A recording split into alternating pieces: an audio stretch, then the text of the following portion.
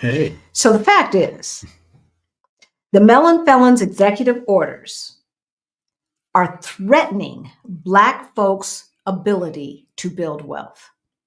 Yeah, he could impose restrictions on transferring U.S. dollars abroad to limit capital flight. Okay.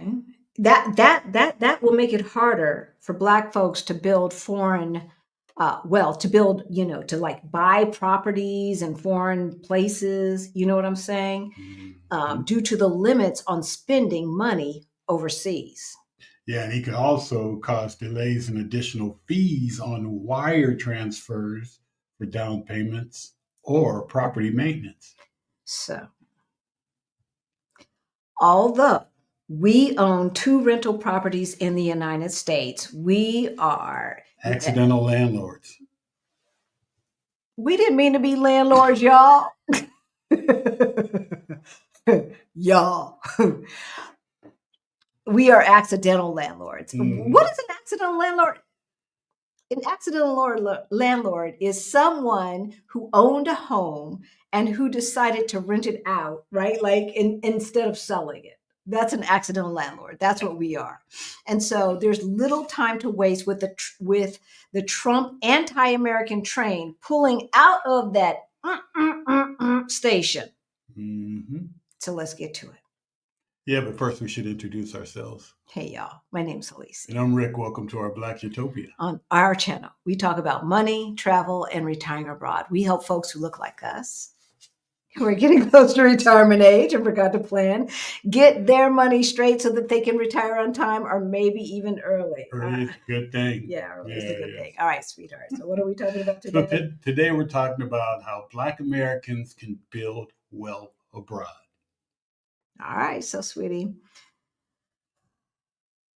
Yeah. We're going to talk to an expat and a dear friend. Yes. Who purchased property here in Portugal. And had to renovate it. Fun. Renovate it, y'all. Y'all heard about the $1 houses that you can buy in what? Like the Italy, in the Italy rural areas and stuff like that. Okay, but we're not talking about that. We're not talking about things that are quite as bad as like basically some outstanding, some walls on the outer skirt, right? Like, right? No. Basically a ruin. That's not what we're talking about. However, there have been people who have bought into the €1 €1 Italy purchasing price and have basically bought a ruin. There's a whole lot on the back end of that €1. Right. We're going to go over some of the legal and marketing questions you should ask yourself, as well as other appropriate questions that you need to ask yourself, especially as an American, because we have certain expectations and knowledge on how buying property works, right? And that does not necessarily translate to how it works when you buy property outside of the United States. So here we go. You ready? Yeah. But first, if you're new to our channel, then you might not know. Rick and I got a wake-up call back in 2018. We were looking at our money and it looked crazy. It was crazy. That's all I'm gonna say. We see that right there? That's our microphone. We got our financial act together and we went from negative 22,000 to over 1.1 million in net worth, y'all. If we can do it, you can do it too. You can do it too. Yeah. Right? So if any of that sounds interesting to you, please subscribe. We are trying to get to 100,000 subscribers for the most part because we understand that in these crazy political times, it is important for our community to be up on what are the opportunities that are available to them and these upcoming times. So share this video, share this information, and subscribe and hit that notification bell so that you know every single time that we go live or drop a new video. All right.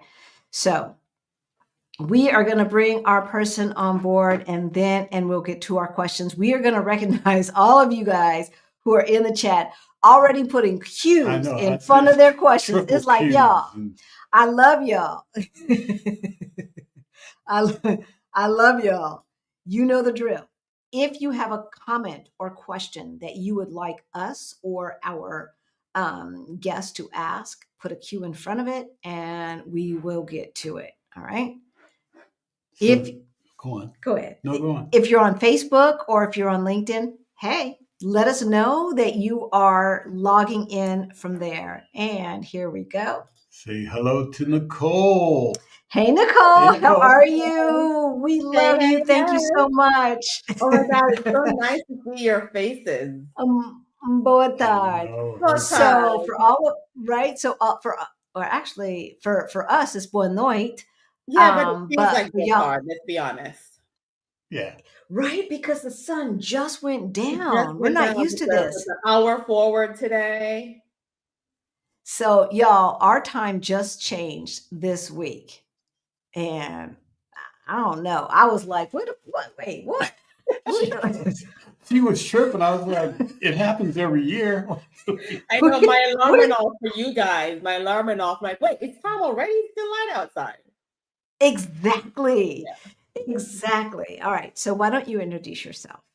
Oh my goodness. Hey, y'all. I see some people in the comments saying hello already. Some very friendly names and faces. It's so good to see you guys. It's good to see you because I was saying to you backstage, I haven't seen you and feels like it's actually been months. So we need to fix that. We need to fix that. Yes. Yes. So I know we're gonna get into a lot of the substance of what we're gonna talk about today, but just a light introduction. I'm Nicole. And I live here in Portugal, where I moved to. I get this question all the time. Where are you from? It's complicated. I moved here from Boston, but I was born and raised in Jamaica, but I spent most of my time in Boston. I see someone in the comments saying they're at the Boston airport on their way to Portugal right now. Say, hey, fellow Boston, if that's what you are.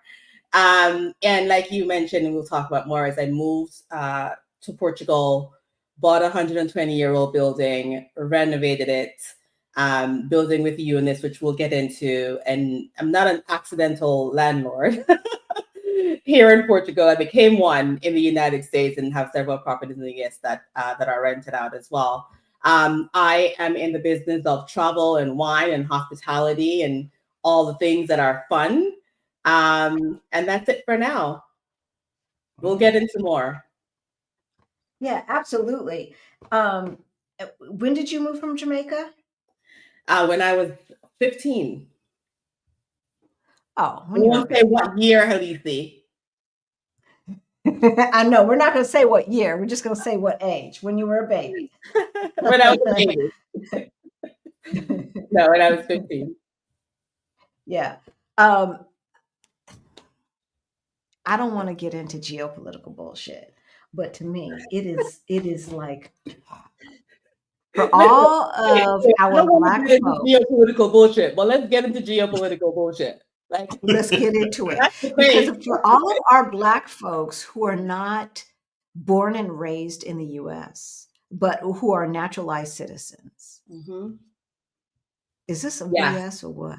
It is total BS. And I was saying this week, I've seen a few people who are naturalized citizens who are considering not going back to the U.S. to visit because of the issue at the border. I mean, I carry a U.S. passport. I have my naturalization certificate, like a proper document, like a birth certificate. It still doesn't mean much. So, well, but it should. Yeah. Like the laws should mean something. Yeah. Right? And so the fact that you were not born in the United States, but in my opinion, you are American, and I say that with a chuckle because you are a progressive American, which most people who are immigrants are. And that you understand, right? Like what it means to feel like othered, what it means to feel, kind of weird in these public schools. Restart. Just restart in everything. right? All of that stuff, your friends, your culture, your everything, right? And then to buy in Yeah. and say, okay, Yeah. I'm gonna do this. It's like, okay, I'm Jamaican, but like I'm an American too, right? Like not right now. I mean, and to be fair, And then I spent the majority of my life in the United States. We're talking of course 30 you years, did. give or take. Right? So Like it's like you moved as a child, I'm as a more baby, American than, when you are Jamaican. Exactly. And then to have some MF say that for some reason, because you were not born in the United States, that somehow yeah. Yeah. first they came for Yeah. whom? But Right? listen, Like Renovation, first I have two boys who were born in the United States, and I still don't feel like exactly. they're 100%, so it doesn't even matter. I hate to say it, but it feels like it doesn't matter. I was born in the United States. My mama was born in the United States. And you can get My carded grandmama was anytime. born in the United States. My great grandmama was born in the United States. And I know my great great grandmama was born in the United States on both sides. And But yet you yet, can get carded at any time. right? Oh, And yeah. yet I've never felt like 100% an American citizen do all of the rights Yeah. of which they speak about, right? And so the reason why we're having this conversation, folks, is because we as people from the diaspora realize that unless we live on the continent, we do not necessarily belong. Right. And the nation states of the Caribbean, I'm not going to speak on that. But if you but if you have left there, because I can't, because I don't have that experience, but if you have left there and you are of the diaspora, right, like you have felt like you don't belong. And Right. so it is up to us to make sure that we have the financial security that we need to have to be okay in this world, and that we spread that knowledge amongst our community, because let me they ain't like us. Yeah. But They not like us. can I even say, to even before getting to the whole financial security bit, which is, that's what we're going to talk about today. But to touch on the point we mentioned a few minutes ago, you have to be willing to restart from somewhere, right? Because in order to be stable, whether it's in the move, in your mentality, in building wealth, in starting a business, in packing up your suitcases, in restarting where you are, because you don't have to move to restart, and right. So you have to be willing to restart. Yeah. And I think And that's why I'm not afraid of change. One of the reasons I'm not afraid of change is because I've been through so many changes in my life, like big changes, from moving as a right. child, from starting new school, from technically learning a new language, even though it's still English when I moved. But you get what I'm saying, slangs, Yes, colloquialism, yes. culturally, a new body language, a new, right? So you can't be afraid of change. Exactly, exactly. And you can't assume that change is going to be bad for your whole family, Right. right? Because you moved with kids. I did. Of course, a husband too, but kids. Kids. One still in school and Both are one in school. just One's in out of, university. right, like just out of K through 12. Yes. And so before we get to the money part, let's talk a little bit about the family part. Yeah. Because there's so many people who are watching like, yeah, but I'm gonna wait until you might not have that opportunity the way things are going. That like there's already like 6 countries who have said, the people from America are banned to even travel here. Right. Yeah, Wow. Much less, right? Like much less move. Okay. So for all of you who have kids still in fresh senior year in college on down, let's just spend about 10 minutes on that. Because I know, and I don't know if you want to talk about it because we forgot to ask what questions were off the table. But I know that your youngest was like, he was like, look, I ain't feeling this. when he first came here. Yeah. So do you mind just telling us where he's at right now and where you Yeah. are at with his whole journey? Yeah, I don't mind at all. That's a great question because it's been almost 2 years later, right? So the journey is still going. But yeah, so he is 13 now. And we moved when he was 11. If we do the math, right? So you're right. I remember we talked about this on a rooftop a couple years ago, and we were like, Yes. oh, yeah, Blake's not having it. Blake wants nothing to do with this move. Now, I should back up a little bit because both my children were at crossroads. And I'm not saying you have to wait until they're at crossroads or wait for them to reach a certain age before you move, but both my children were at crossroads when we were moving, in the sense that one was leaving elementary and one was leaving high school. So either way, they had to go to different schools. Different places. The little one was dead set on going to the next school with his friends.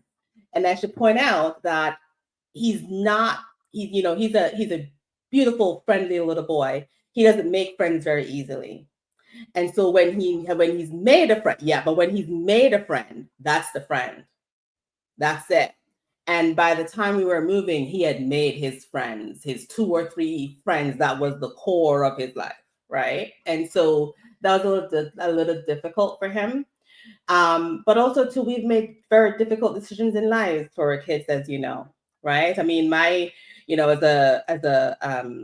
a child, it's just the norm in our culture for your parents to go abroad to work. My parents did that. A lot of people who I grew up with, their parents did that, when they went to the United States or to Canada or to the UK. My mom lived in the UK for a couple of years. She was in the US. My dad was I moved to the US to live with my dad. My dad was it's a normal thing, right? So for me, it was like, okay, well, we're just going to move. Like, what's the problem? What's the problem? What are you talking about? Right? But kids have feelings too, right? And they're people too, and they have their own lives. But we tried to make the transition a little bit easy for him, and it looked like it was going great until we got to the airport on the night that we were leaving, and he broke down at the airport. When we started checking in the bags, he didn't stop crying until the plane took off. Right? And so we're talking 3 hours of just tears and tears and tears and tears and tears. And, by the time he got here, he was okay. When he started school, it was a little bit difficult for him in the beginning. He wasn't making friends. He goes to international school, but half the curriculum is in English and half is in Portuguese. So being thrown into Portuguese, like now he has the hard subjects in Portuguese, like chemistry and physics, and and he's in the Cambridge curriculum, which is a UK curriculum, which is a little bit harder, the UK curriculum, right? And so it was a little bit difficult for him. But then he started making friends. And then I won't get into this, but he had a bully at one point, and and now him and the bully are hanging out. That's how it always happens. Oh my God, nothing has changed. I mean, nothing has changed. I know. Meanwhile, when I first heard, I was gonna be that Jamaican mama. I was gonna put on my bathrobe and my bed slippers, put my red lipstick up to my chin, put my head wrap on. I had on nice clothes. I was gonna go home and change into my bed slippers and my bathrobe when I found out, and I was gonna go back to the school. But I did go back to the school, but I was dressed appropriately, and. And it took several weeks, some months to kind of get through it. But now he's at a much better place. So much so that he was in the U.S. last summer, and the plan was for him to stay the entire summer in the United States. After about 3 weeks, he called and he said, "Mom, I want to come home." Wow. Okay. So that's where we were, because the U.S. is the be all end all to him. And after about 3 weeks, he was like, "Yeah, I want to come home." And I booked that ticket so quickly. Right? Did he realize why? I mean, I'm sure a little bit was mommy and daddy, but besides that part, right? Could he articulate a difference in the culture that made him feel Well, so uncomfortable. here, I mean, you know where we live, right? I mean, there's everything outside. The beach is right outside. The shops are right outside. Here, he gets his little change and he just walks and he goes to the shops and he buys his little Mm. snacks and he walks around and, it's more calmer to him here. And I think he found it there's a lot of sensory, too much going on, but yet not enough going on at the same time, if that makes sense. Like the substantial part of it. So it was a little bit difficult for him. So what people don't understand, okay, we're going to get to the buying of the property, but I have to say this because what people don't understand is I feel like, and Rick can appreciate this, that Portugal's a little bit like Mayberry, right? Like your kids can take the money and go down to the corner store, and the person at the corner store will know who they are Yeah. if they come there Yeah. more than once Yeah. every 4 months, right? Like even if they come there once a week, like the person at the corner store will know who they are. Here they know the same day because they know exactly Right? who you are. Exactly. And if you are short of money, it's okay. Like that kid can come back with the money. That's how it And is in that has Portugal. happened to him. The next day I've had to go over there and give them 30 cents because he was 30 cents short on his last trip. On his last candy run. Exactly. So I had to go give them 30 cents. Right? Like what is it? Norm from Cheers. Everybody, wants to know my name. Hey, Norm. And all of that. You want to go where everybody knows your name. Exactly. And that is how it is when you have lived like in Portugal, even in Lisbon, because we have lived here now for almost 3 years. And I was in a little cafe down the street and getting some coffee, and the fruiteria guy came in and recognized me, pat me on the back. I'm like, what? And it's a fruit. He doesn't even know my name, but he knows me. Yeah. And so, he clicked his little coffee cup with mine. That's Portugal. That's Portugal. But you know what, too? That's I will Portugal. also And say that's that what people don't realize. All right. they don't realize it. And not just that, too. Not just like tapping you on the back and saying hello. It's like they remember the last conversation you were having, or they remember if you had a challenge and what happened with this and what happened with that. It's like the human side of it. Right? It's like, Did that work out for you? Did you find that thing that you were looking for at the hardware store? Did you find, it's, yeah. Exactly. Yeah. And there is a neighborhood hardware store in basically every neighborhood. Yeah. Right? I have one. 4 doors. Well, not 4 doors. Maybe 4 blocks down. Right? It's that far. I don't think it's that far. 3 blocks down, 2 blocks down, right? And Rick was all, okay, they got washing machine. I don't know, baby. They ain't got no vacuum cleaners. That little bitty store, that little bitty store has so much crap stacked up to the ceilings. They not only did they have a vacuum cleaner, they had like 7 different versions or 7 different types of vacuum cleaners. Yeah. And it is those neighborhood stores that will help you, that will lend a hand, that will offer you credit. Yes, that still exists here in Portugal, right? All of that stuff, as well as make sure at the neighborhood convenience stores, I'm going to call them, look out for your kid and make sure that they get back home properly, because they do pay attention and they do know where we live. And it's the humanity of living here and of living outside of the United States is such a bonus and such a blessing to your kids. So we'll get back to that at the end.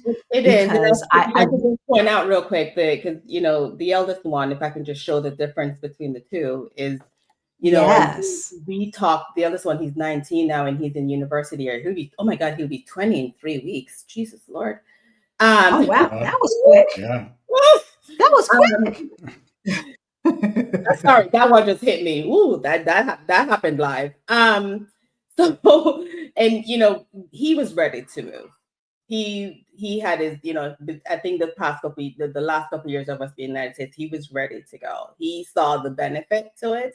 He was ready to go. And, I shared with you something that happened, the couple of weeks before we were supposed to leave. And I won't share it here because that's his story to share publicly. But, he was just out. He was just ready to go. He was just like, this is it. And so the transition for him was a little bit smoother. Now, have there been challenges for him? Absolutely. But funny enough, just yesterday, we were in the living room and I said to him, I said, his name is Marley. I said, hey, Marley, tell me honestly, like how has it been recently? Because I noticed that he's going out more and he's hanging out. He's a big kid, right?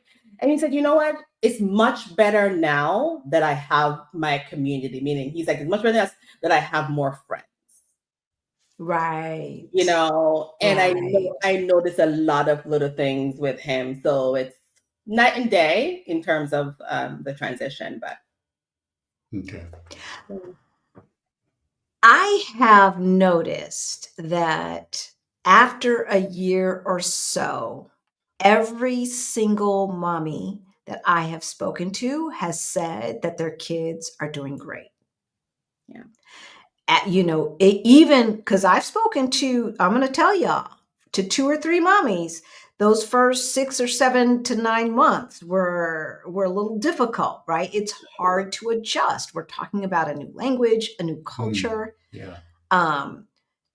Black folks, yourself. You're trying right? to let little ones adjust. Right.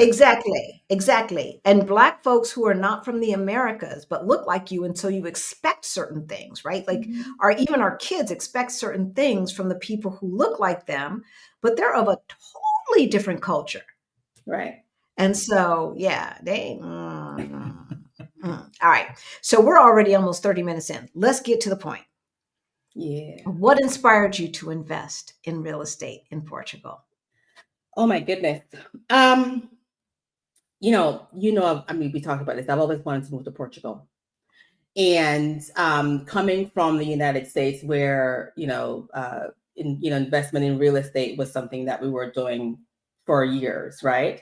It was just a natural next step to say, okay, well, you know what? I don't think I want to rent, which is fine, but the prices look good. And you kind of, reading up on Portugal and the real estate market over the past 10, 15 years, which I was doing a deep dive into since 2017. So I've been watching the market since 2017. And I started doing this and this and this and this. And I was like, okay, well, the natural next step is to buy something. Could I have rented? Of course I could have. But I knew what I was looking for, right? And being a landlord already, I was like, okay, it's not so bad. I've been doing this for several years now. It's not so bad. And also too, I wanted to have like Airbnbs because, I'm in travel, I'm in, hospitality and hosting. So I knew what I wanted. And so seeing, coming to Seychelles and seeing the different prices and the area and knowing the trajectory of what I want for the rest of my career, it was just a natural next step. Okay. And so for those of you who don't know, Seychelles is basically a suburb of Lisbon. All right. It's Lisbon Metro and it's a suburb. Yeah. Okay. So let's talk about what you did in the United States, because I think this is important because people have the assumption that because they bought a personal home in the United States, that they know how to invest in real estate in other countries. Yeah. I'm just going to put in other countries because it doesn't matter whether it's Portugal or not. Different laws are different laws. Yeah. Yeah. Right? Yeah. Right. And so what would you say to that person who's like, well, I sold my home in the States and I'm moving to Portugal, so now I'm going to look for some property. Mm-hmm. So what would I say to those people? Well, first and foremost, you have to do your research. You have to your point, know what the different laws are. And let's be honest, you're not going to know what all of them are. And, and if I'm honest, I went into some of this with a little bit of naivety. I went into this with a little bit of, I know enough to get started. And I'm just going to go, whatever the next step is, I'm going to take that. And I'm going to find out what the next step is, and I'm going to take that. Right. So there's a little bit of, I don't know enough. I don't know a lot, but I know enough to get started, right? And you talk about some laws. For example, there's a law in Portugal. A lot of European countries have their inheritance laws is very different from our inheritance laws, right? So, I mean, correct me if I'm wrong if you know more, but from what I understand is if your property has to go to your children, no matter what happens here in Portugal, your property goes to your child. If there's a living, marital spouse, then that's a different situation. But once the line ends, the property goes to your child, and that's why there are a lot of abandoned buildings here in Portugal because of the inheritance laws. Because they can't find the kids. The kids have either moved abroad or have decided to just let it go. They don't want to sell it, and so you have to be mindful. And that's going to come into my story because this house was owned by 4 brothers. And they couldn't decide. Okay. So that's what happens. So like when you have an inheritance law where the house goes to all the kids, if it's 13 kids, it's 13 kids but 13 ways. Right. And all 13. 1/13, 1/13, 1/13, 1/13. Yeah. And all 13 of them have to agree. It took 8 months to buy this house between 4 brothers. 8 months. Okay. Right? So you have to know something, but you also have to go into it with a little bit of, you may not know it all, but just know that you'll figure it out, and you may have to pivot or you may have to abort, right? So bear that in mind. So were there specific resources? I'm sorry? So were there specific resources or tools that you used, to be helpful to you? Yeah, so I used a realtor who was very helpful, English speaking, and somebody who understood the American market. So the realtor that I used was actually a realtor in the United States, in Boston, actually, before he moved back to Portugal, right? So he was able to say, here's the process, and here's the comparable process in the United States. Here are the differences. Here's what you need to know, right? So that was very, very, very, very helpful. It's also helpful to have a lawyer, not just to review the paperwork, but to help with the translation, because nothing is done in English. When you go to the signing of the deed, which is the closing, it's all in Portuguese. Your paperwork will be given to you in Portuguese. I had a friend who was buying a house and he was asking, can I get this in English? I'm like, no. Like in the office, like, can I get it? No, not in the notary's office. Don't ask that question. So just, yeah. Our lease, our lease, or rental agreement, whatever, was in Portuguese and English. English. Yeah. Well, a landlord matter what the English said, right? Like, a landlord may cater you that way, but a deed won't. Right. But it didn't matter what the English said. Yeah. It was irrelevant. That was for our benefit. That did not hold one drop of water in court. Yeah. Right. The only thing that mattered was what the Portuguese said. Yeah. And so we hired an attorney to make sure that what we believed was said in Portuguese was indeed what it said. What it said, yeah. Yeah. Right? Yeah. And so I suppose the same is still true. The same is still true. You need to know what it's saying in Portuguese. You need to know what the nuances are as well. And you have to, in addition to the laws, you have to respect tradition. Because the Portuguese people are very much, and I don't know what's the word for this. Someone tell me what the proper word is, but they're very much, we have to talk about this over dinner before we make a decision kind of people. Yeah. Right? So whenever, from the offer on the house to the counter offer to the go back and make these changes, there was a change with the residency profile of the house that needed to be changed at the Camera, which is the city hall, that had to go back and forth, and so many decisions had to be made. And all the brothers lived in Portugal, but they did not pick up the phone and call each other to talk about these changes and make these decisions. They had to meet for Sunday dinner. So if you made this change on a Monday morning, you're not hearing about it until the following Monday, because they're going to meet for Sunday dinner and talk about it. And you had to, I had to sit back and respect that. Like, okay, well, okay.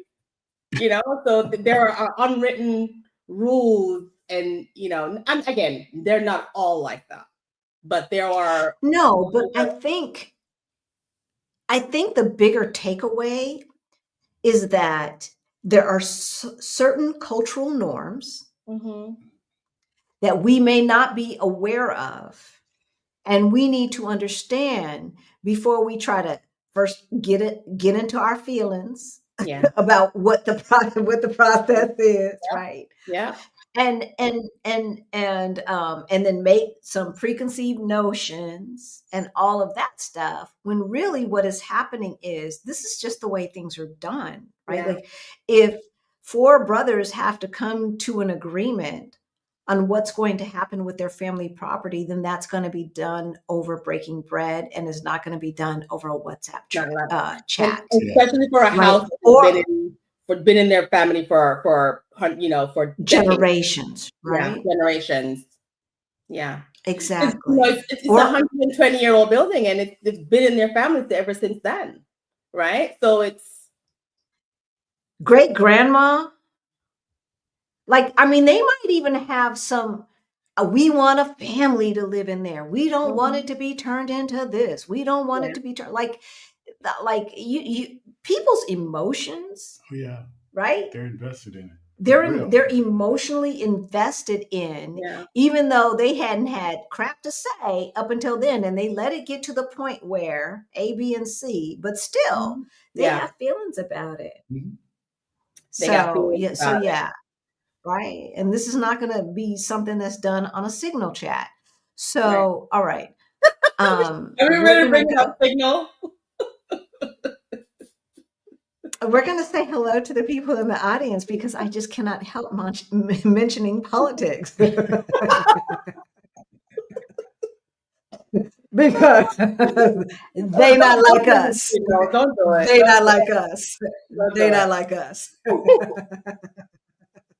Right, Allison? Hey, Greta. Hey, Greta.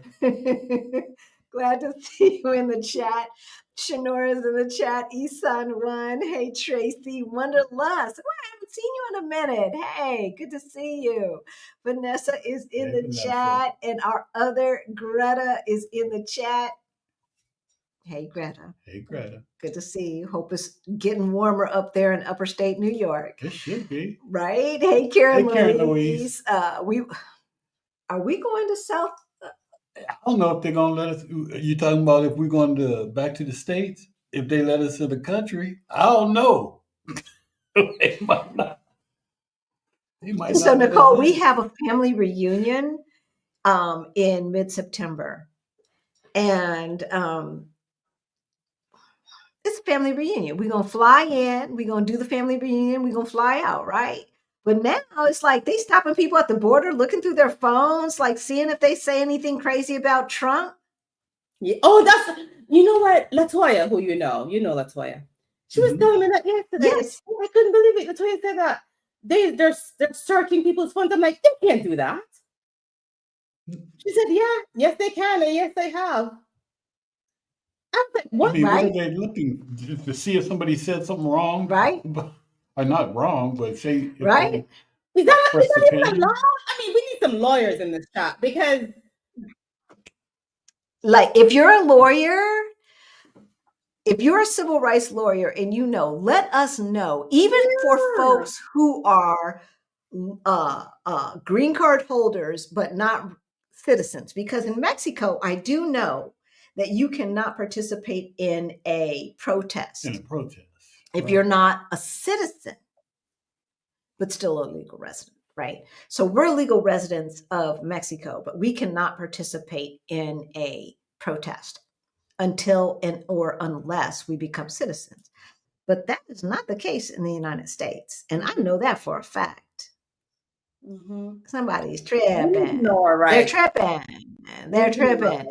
And so, like, with what we talk about on our channel, right, Martine? I don't know. H-Mom, H-U Mom. I don't know. What we doing? Hey, Gwen and Derek. I don't like. I hope that we can go back, Vicky.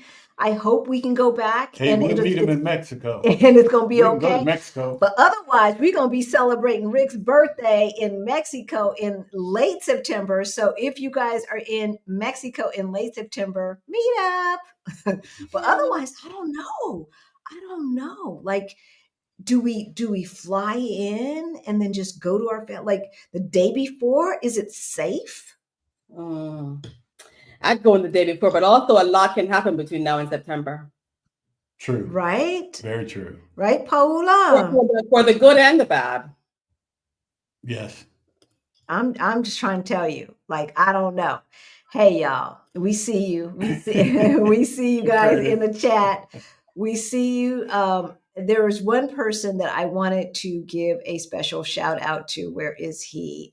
Because he gave us a lot of information the last time that really helped. There he is. Marcus. Hey Marcus. Hey Marcus. Beautiful How can people. you forget Marcus Allen? I hope you have had and are having a fantastic weekend. So last Thursday, we did something about how to pay off your credit card debt without getting another job or increasing your income. There's a trick that you can do to pay it off without increasing your income. And when you have zero cash flow. And Marcus gave us so much good information after the fact. So if you haven't seen that, first watch the video and then look at Marcus's comment in the description below. I mean, in the chat below. Hey, Pinky. Good to see you. M. Nelson's in the house. Bobby is in the house. Stacy, KB, Valerina, Kenya. Okay, you're moving too fast. Look, I gotta move fast. Rapper MD. Apollos. That's a new name. Yes. That's a new name. Welcome. Hey, Welcome Apollos. to Our Black Utopia. Isan One, Jametta is in the house. Black Butterfly, Greta Cobb, of course, Cheryl PhD, which sounds kind of like a new name. I would remember PhD. I think I've seen it before. Have you seen it before? Okay. I think. All right. I don't know. You go so fast and the letters are so small, it takes me a minute to try to adjust. He's talking about old folk stuff, Nicole. He's talking about old stuff. I don't know about that, right, Persani? I'm over here watching these glasses like I can't see quick enough. Right? Alicia, Stephanie, Ebony, Ailey, we love y'all. All right, Monica, we love you all. All right, we're going to continue on. You didn't say hi to Action VJ. I did. Always Action VJ. Always Action VJ. So I am Mark. So, right. So you met Victor. You met Victor at June and Penny's house. And it may have been on the boat last year. And the boat as well. Yes. And so he should be here any minute now because he's already got his apartment. Nice.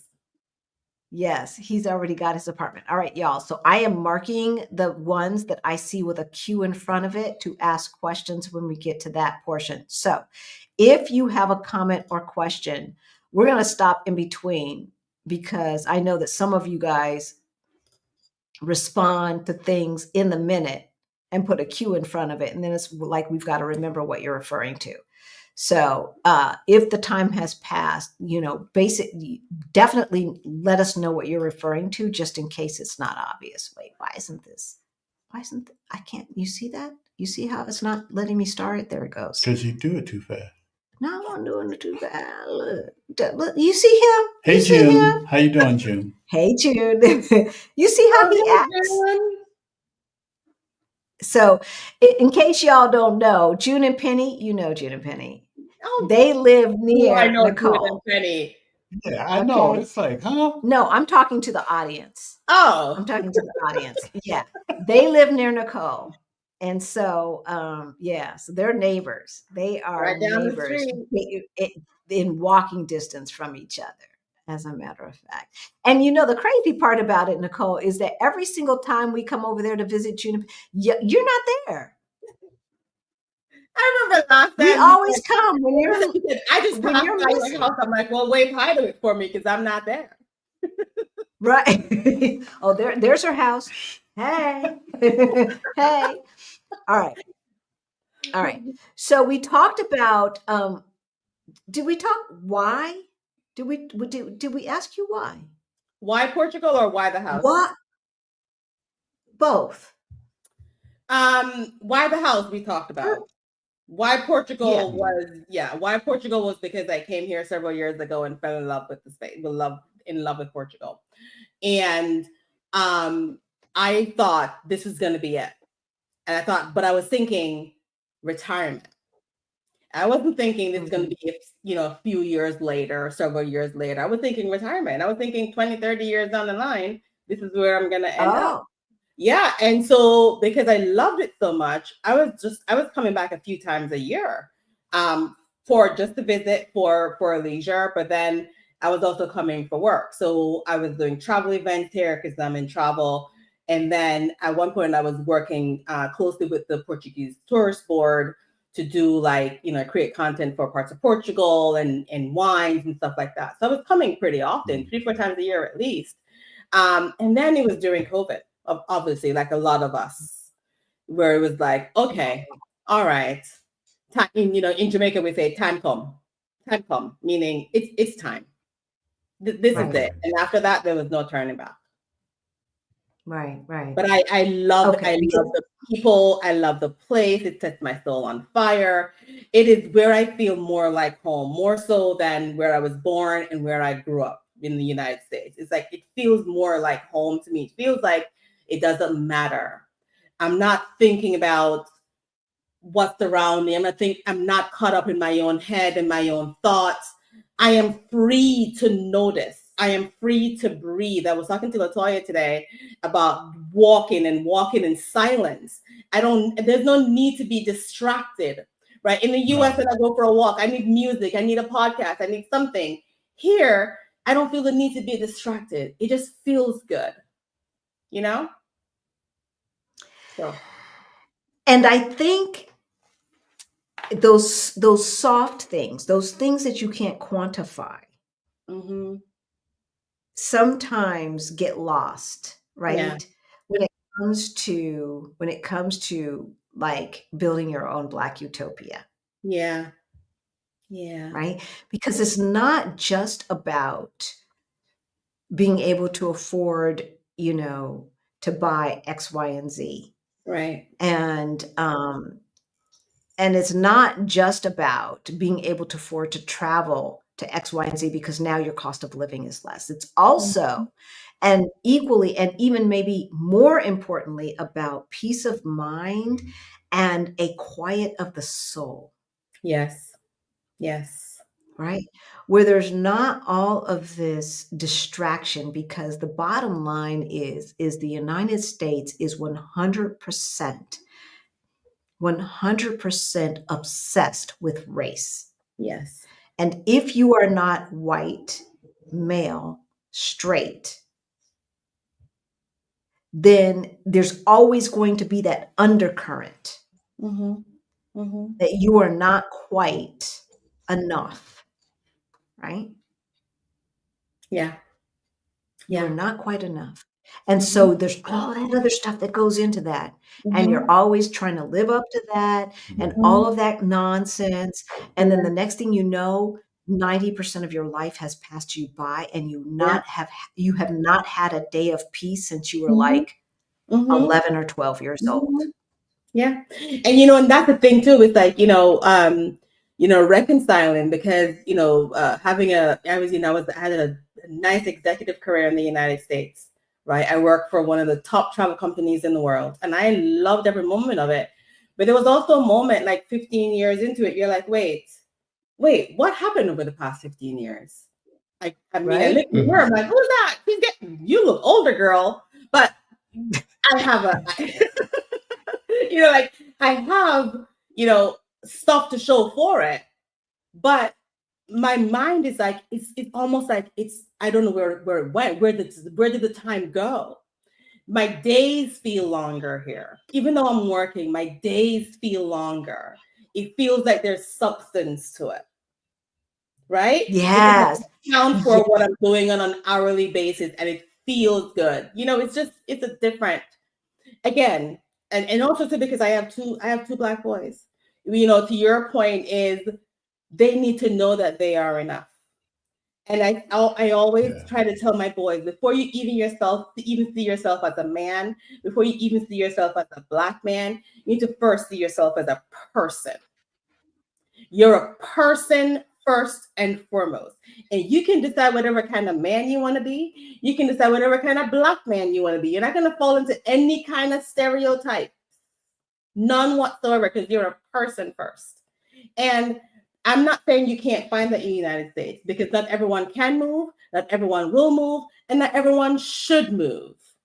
But if you see that there's a space for you, that you can do that for yourself, for your kids, and there's a way, do it. And if there's no way out, find a way where you are. Because Exactly. I want my boys Exactly. to be first. And there's still a way to expose our kids to world learning without moving. Yes. Right? Absolutely. By taking extended, summer trips and things like that, and not doing the hotel resort thing, but doing like a world learning type of thing, so that they understand their place in the world, and that it's far bigger than the myopic scope of who they're supposed to be as a person from the African diaspora that happens to live within the Americas. Right. Something And that's how I'm going to frame it. Something that my boys and I used to do when they were younger, and this is just another way, and just a quick tip. I know that's what we're talking about today, but we used to travel quite a bit. When we weren't traveling, I used to grab a globe, like a proper globe, the one that spins, and we used to get into the kitchen. There were little 3, 4, 5, 7, 8, 9, and we were little, and I spin the globe, and I have them, while the globe is spinning, I have them put their finger on the globe to stop the globe. And wherever it stopped, granted, it didn't stop in water or closest to wherever, whatever country or region or whatever it is, we looked up a recipe from that country, and we would make it at home. And then we'd look up details about the country. And then while we're eating, we'll talk about, oh, Marley, what did you find out about Italy today? What did you find out about Chile today? And we would cook and talk, and they got to know the world that way too. I don't do it as much anymore because, they're teenagers and they don't care. But but what I did instill in Marley, especially the eldest, is that he cooks now. And he cooks dishes. The other day he cooked some Ukrainian food with his friends. He cooks different dishes. He still does that occasionally. And it warms my heart to see that, These are the luxuries that I probably could say every single parent wishes that they had, right, for their kids. Yeah. And obviously, if you're working 2, 3, 4 jobs, it's hard to invest that kind of time, but it should not be. It should not be that way. But they don't always have to learn from just you. But you're not you're not going to be your child's only teacher. They're going to be aunts and uncles and neighbors and grandparents, and there are other people who is okay. You know what? Can they learn about this while they're staying with you today for a few hours? Can they learn about this today for 30 minutes? And that's okay. We can't be. I don't want to be the be all end all for my kids. I tell you that much. No, we shouldn't. I mean, we can get to a whole different topic, but my kids will have different teachers throughout their lives, and we can't, you may be working 2 or 3 jobs, I get it, or you're super busy, or working one job and it's hella busy, but there are other people out there in your children's lives who, can take the realm in, learning more about the world or whatever it is. Exactly. You're breaking up a little bit. We are going to get to financial and legal considerations, but first we are going to answer some questions. So, okay, let's just see. I'm going to go through these really fast, y'all. All right. Okay, I'm not going to even look at that right now. Teresa, we'll get to that at the end. Okay, that's off topic. Okay, as a matter of fact, if you have asked a question that is off topic, I'm going to save it until the end. And so, you know, we can talk about some things like, yeah, the United States is going to be totally isolated and alone. And so it is really incumbent. And the reason why we're having this conversation is because, number one, you should have diversified income streams. And one income stream could be rental income property. One income stream, that's one income stream that could happen, right? And so if real estate is one of the things that you want to put in your toolbox, we still suggest that that be diversified. And what do we mean by that? Does it mean diversified between single family homes and multifamily homes? Well, perhaps, but we also mean diversifying it amongst countries. Because right now we are in a geopolitical situation where we don't know where the power is going to end up, and we do not know what country, plural, are going to keep their value.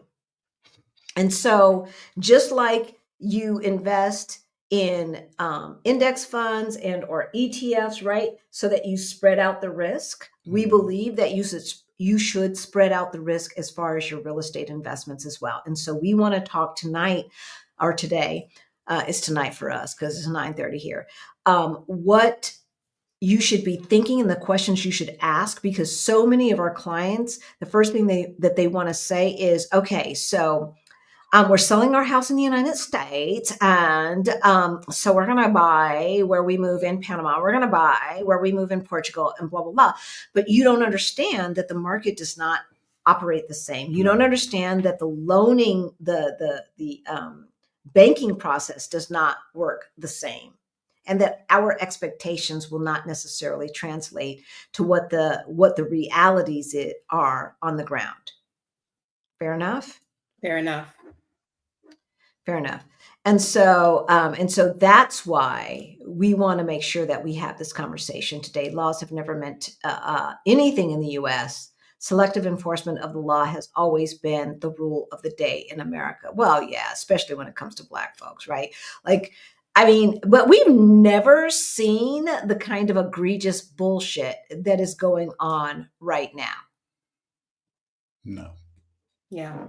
Like, you know, basically the vice president of the United States said, if the Supreme Court creates a judgment against the current so-called president of the United States, not Elon Musk, that other guy, he could just say, okay, well, try to stop me. That's what the vice president said in an interview 2 years ago. So we need to be very strategic in making sure that we are investing wisely and investing where the laws make sense for what your agenda is, for what your plan is, for what your strategy is, right? And that the government is still operating in a manner that makes sense for what your objectives are. So M. Nelson, welcome. I don't recognize your name, so welcome to Our Black Utopia. If you buy a property in Portugal, do you have to secure a loan from an American bank? Ooh, that's a good question for a newbie, right? Because people who are new to this whole game don't know what the deal is. Is that process difficult since you are in Portugal instead of the US? So M. Nelson, the three of us live in Portugal. However, Nicole could have bought her property from the United States. Being a United States citizen and resident, she could have bought it there and then just, you know, flown back and forth to make sure stuff happened. But I'm going to let you answer that question, Nicole. I mean, there's several parts, but just while you're on that point, fun fact, you know, I bought this house before I became a resident of Portugal, right? So exactly.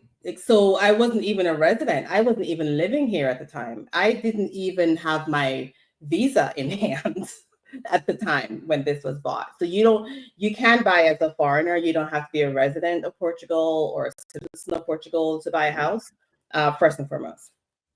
Secondly, you don't have to go through an American bank. In fact, I went through a Portuguese bank.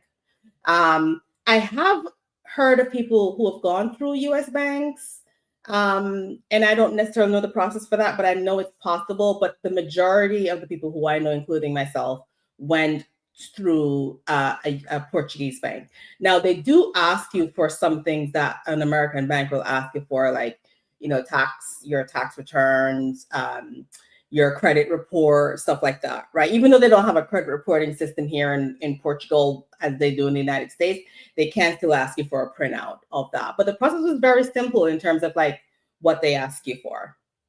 I think, no, it's not a difficult process. It's not a difficult process at all. Now, is it a process where you have to wait sometimes? Yeah. Because even though there are established banks here, they still operate like, a Caribbean country. You still gotta sometimes wait weeks and months for stuff to happen. But no, it's not a difficult process. It's actually, I found it to be pretty straightforward and pretty simple. I know that there have been questions in between here, but I'm asking questions that are relevant. So, did you get your residency by investment, like Golden Visa process, since you bought that property? No, it was not a Golden Visa purchase. It was a home purchase. This wouldn't qualify for a Golden Visa. Not because it's way below the price you need to pay for a Golden Visa, and also it's still Lisbon proper. So no. So back in the day when they still had the Golden Visa for there it is, for property, it was 500,000. Yeah. I don't know what the Okay. exact number was, but back then I think it was 500,000. Yeah, there is no now, because there is no, you don't get the Golden Visa is for businesses only, not real estate, right? So, okay. So it was 500,000. Do you mind sharing how much you paid and what you bought? Yeah, it's a building. It's 5 different units or 5 different addresses, and it's a pretty decent sized building, and it was 275. So you pay 275,000 euro. Yeah. For a 5-plex. Yeah. Because I don't know what that's called. I mean, I know what a 4-plex is in the United States. A 5-plex. But once you get, fourplex plus one. Right, but once you get to a 5-plex, that's called an apartment building. That's called an apartment building. Right. And that and in the United States, if it has already been designated as a 5-plex, you no longer can get a residential loan. You now have to get a commercial loan. Yes. So did you get a loan to purchase this building? Yes. So 50-50. Okay. So and it was from a Portuguese bank. It was from a Portuguese bank, absolutely. Y'all, if there's someone in the audience that knows of a United States bank that will give you a loan for a piece of property outside of the United States, let us know. Because I don't know of any. Yeah. And that doesn't mean that there aren't any, but I don't know of any. And then the other part of that is that Nicole is 10 to 15 years younger than us. Okay, y'all. And so why am I bringing this up? Because here in Portugal, they only give, and so whatever country that you're thinking about buying property in, be it Panama, or I'm just talking about the places where our clients talk about where they want to move to, right? Be it Spain, Portugal here, right? Mexico or other places, you have to investigate what the rules are as far as their banking community and loan processes go. Yeah. So here in Portugal, for the most part, you ain't getting a loan past 70 years of age. Yeah. Because they want you to be able to afford the loan. Who gonna pay it? Because they just assume you're gonna die. Now, what's interesting is, Nicole, is I think this was based upon the lifespan when they still were under an autocracy or shortly thereafter, Right. right? Because Right. like 70, that's Yeah. like That's yeah, but why? not 80, but Meanwhile, in the United States, they're trying to get you to refinance at 80. Right. Right. They're Exactly. trying to get you to that part, refinance at 80. that part, that So part, I mean, right? I mean, I hear people talk about the fact that they won't give you a loan past 70, or if you're a 60-year-old, you can only get a 10-year loan because the maximum age is 70, and it's deemed that as a negative. And maybe I'm saying maybe I don't see it that way because I'm not 70, maybe, but actually that's a positive thing because they're trying to protect you, I think, right? They're saying at 70 years old, 80, you shouldn't have a mortgage. You should be living out your golden And years. right, and so and I don't think it was to protect us, but I think it can protect It us. can I be. think it It was can protect. be. I If think you it was to start out protect that them. way. But we need to think about that, even in the United States, in terms of what we are doing. Mm-hmm. Because so often, and I saw this, y'all know my aunt just passed away. And I'm still just 100% thoroughly just friggin' heartbroken over that. And the fact that I learned when I went down to LA that she got a reverse mortgage on her $1 million+ house.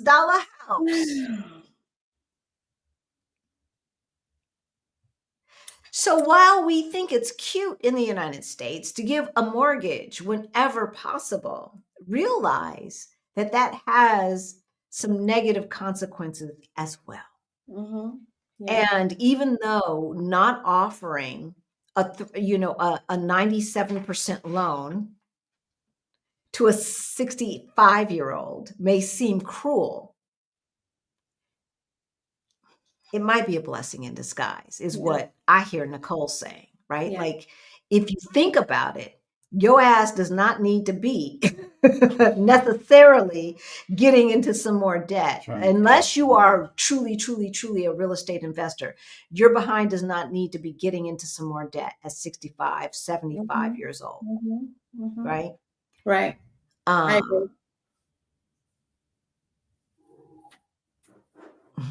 Okay, so I'm just going to go ahead and put this up while I look for the rest. Not a question, but I'm at the Boston airport on my way to Portugal and then Cape Verde. Yes.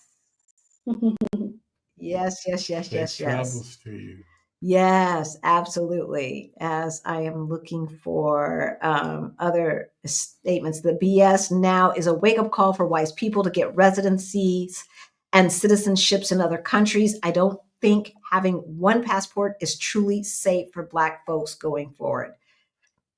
Do you have a Jamaican passport? I do. Oh, you're so blessed. So by the You're end of this, so I'll blessed. be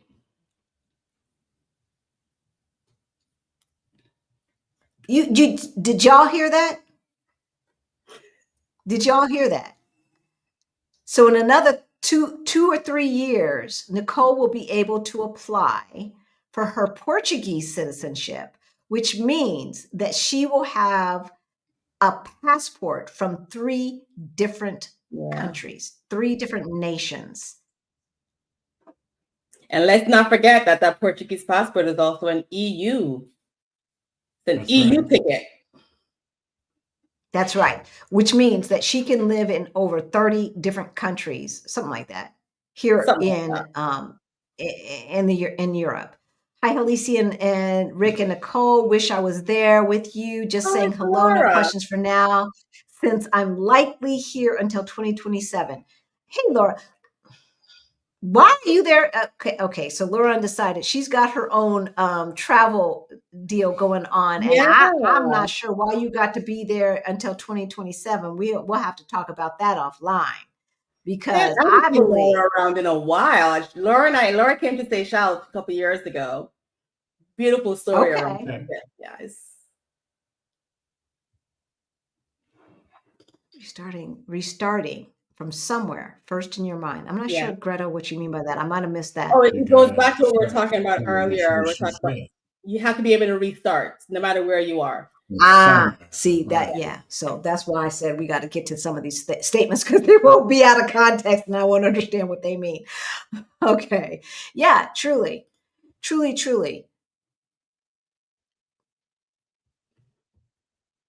It can seem a bit intimidating, right? Like it can seem a bit daunting. And we were talking to our friends at Start Abroad the night before last, and you know, they have lived outside of the country for 15 years. Are now in Costa Rica, as y'all know, OBU family. But it was interesting to hear what she had to say about the courage that it takes to leave your home country, right?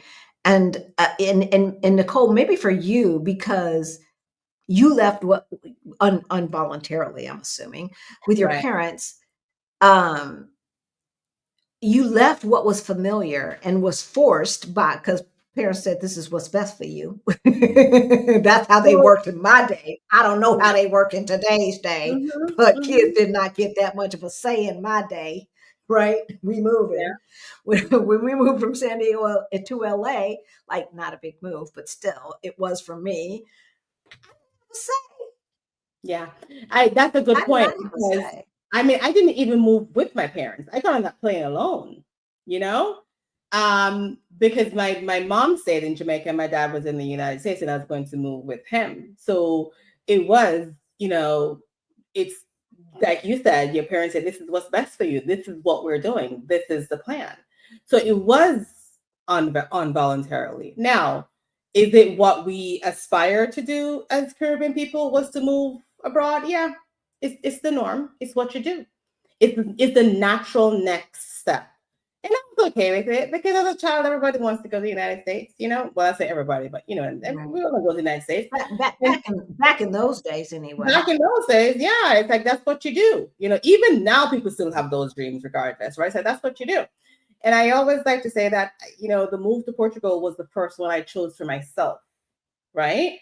And I benefited from moving, you know, to the United States, you know, to go with my dad. Of course, there are benefits to that. You know, it'd be remiss of me if I didn't say that there was. But moving here was a choice I made for myself, and it is daunting. Everything that we do here is daunting. But I will say this: a lot of times we believe that some of what we're going through and in our experiences are ours and ours alone, Is and she that's breaking not up for all true. of us or just us? Well, everybody's doing the thing is that we're all doing it scared, Elise.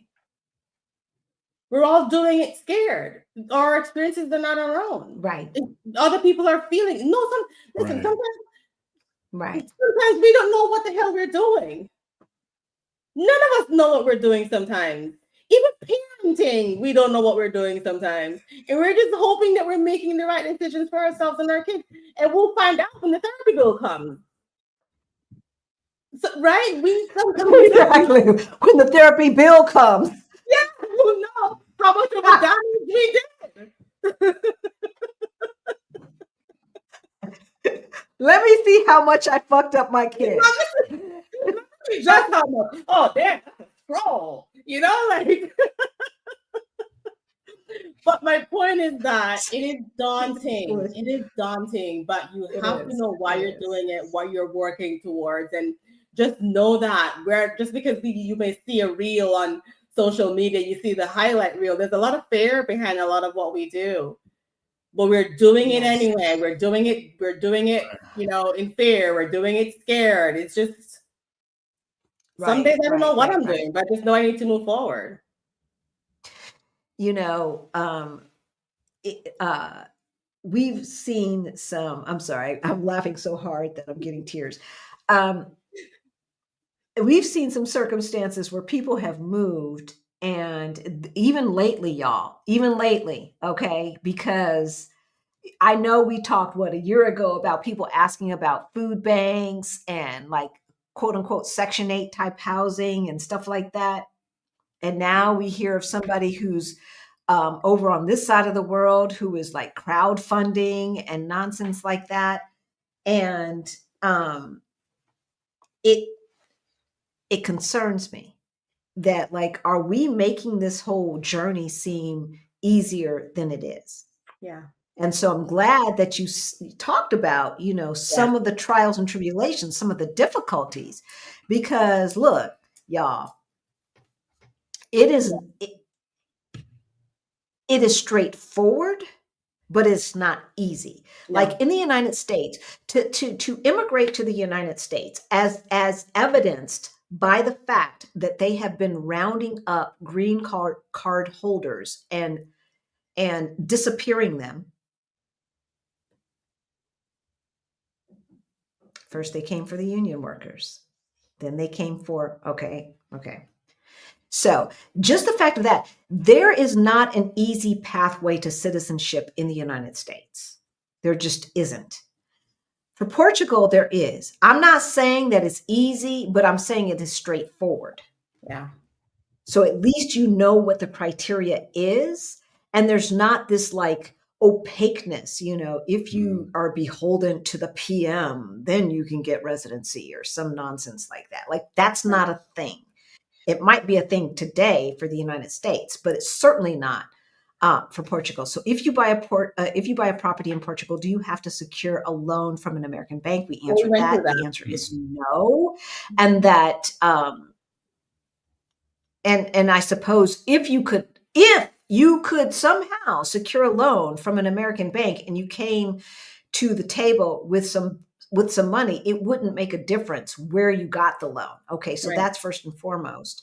They don't care where you get the money. The American bank will probably care where the property is, more so than the property owner will care where you got the money.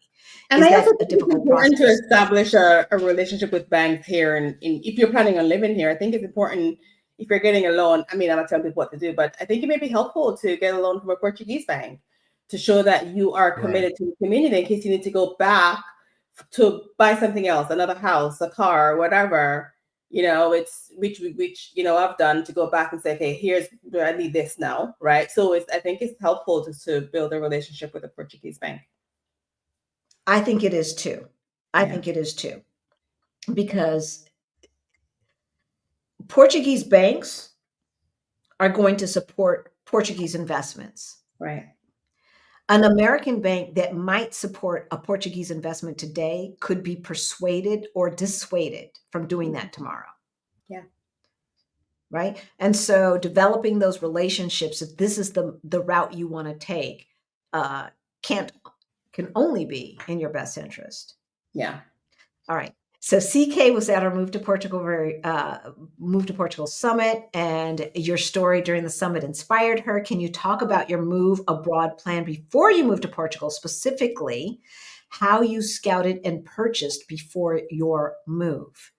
Yeah, good question. My move abroad plan was that I wanted to move abroad and I was going to make it happen. That was the plan. But as far as go ahead.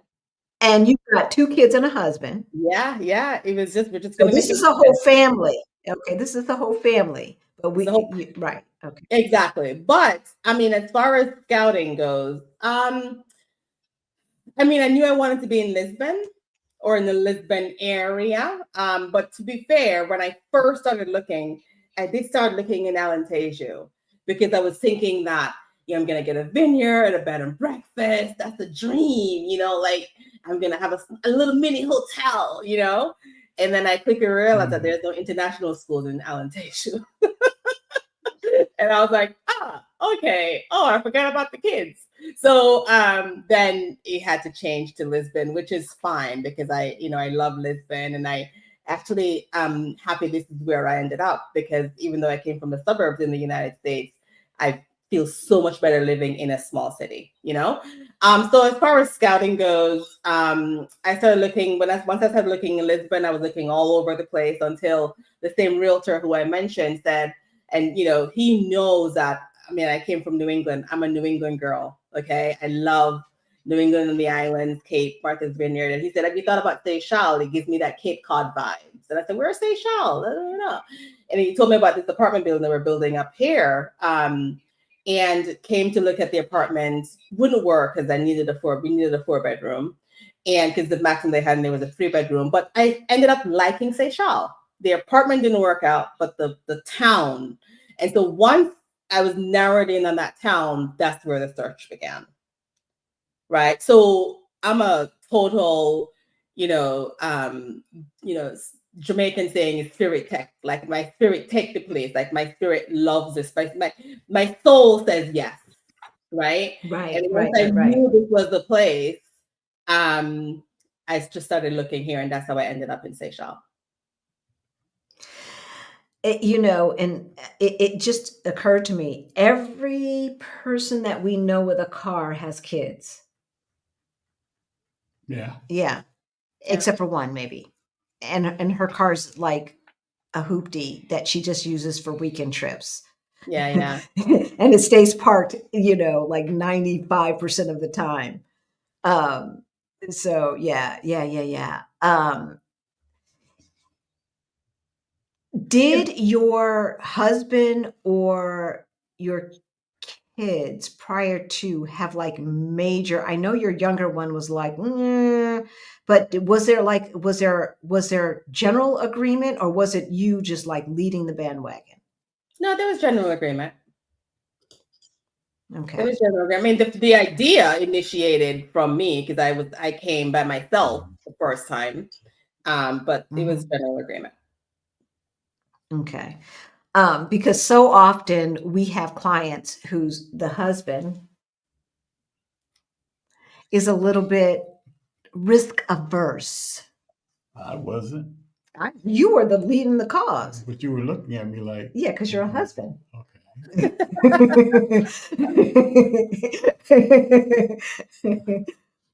Does buying a condo there in Portugal come with HOA fees as it does here in America? Some does, some but not as much as it is. I mean, I know condo fees are really great places where the condo fees is 50 euros a month or less.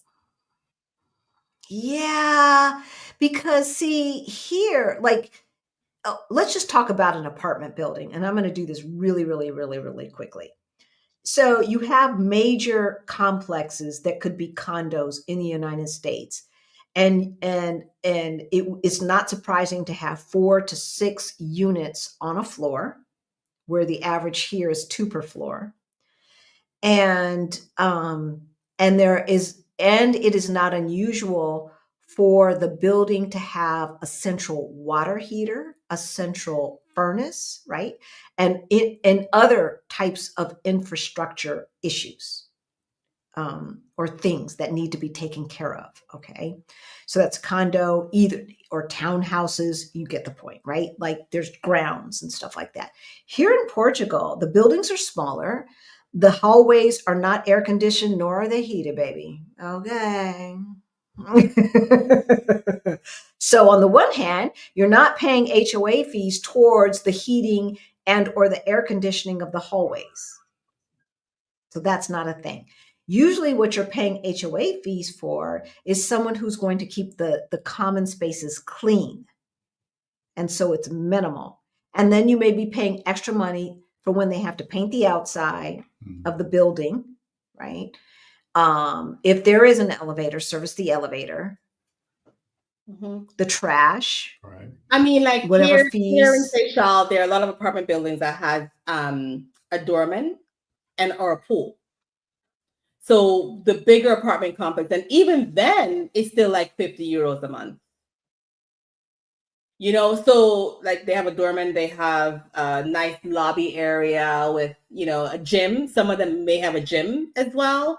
1 or 2 pools or a hot tub, or there are a few of them over here. And the condo fees is still, I think the most I've heard a condo fee here for was maybe 200, but that's like a resort style condo, right? Where they have everything, like a co-working space, a full equipment gym, but for the most part, on average, I hear around 50 euros a month.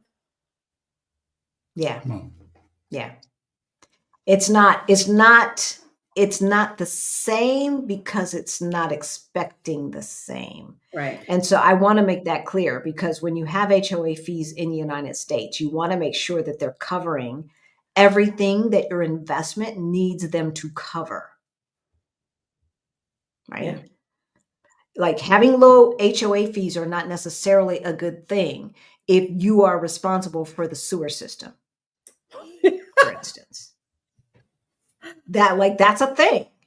Right. And I've seen the sewer system like back up into the common spaces of the condo unit. And it's like, okay, what's supposed to be the field for the kids to play is now a sewer pit. It's like, ooh, okay, how did that happen? Right. So you want to make sure in the United States, especially, that you're paying enough HOA fees, but don't assume that what is crazy and out of control in the United States or what it is covering is the same in another country. Yeah. Yeah. Okay, so good question, Ebony. Very good question.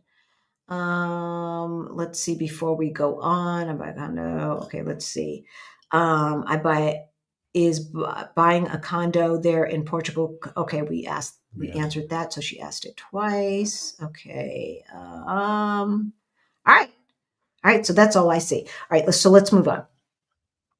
What were the legal steps involved in buying the property? And were there any other steps that you had to take as a non-Portuguese resident?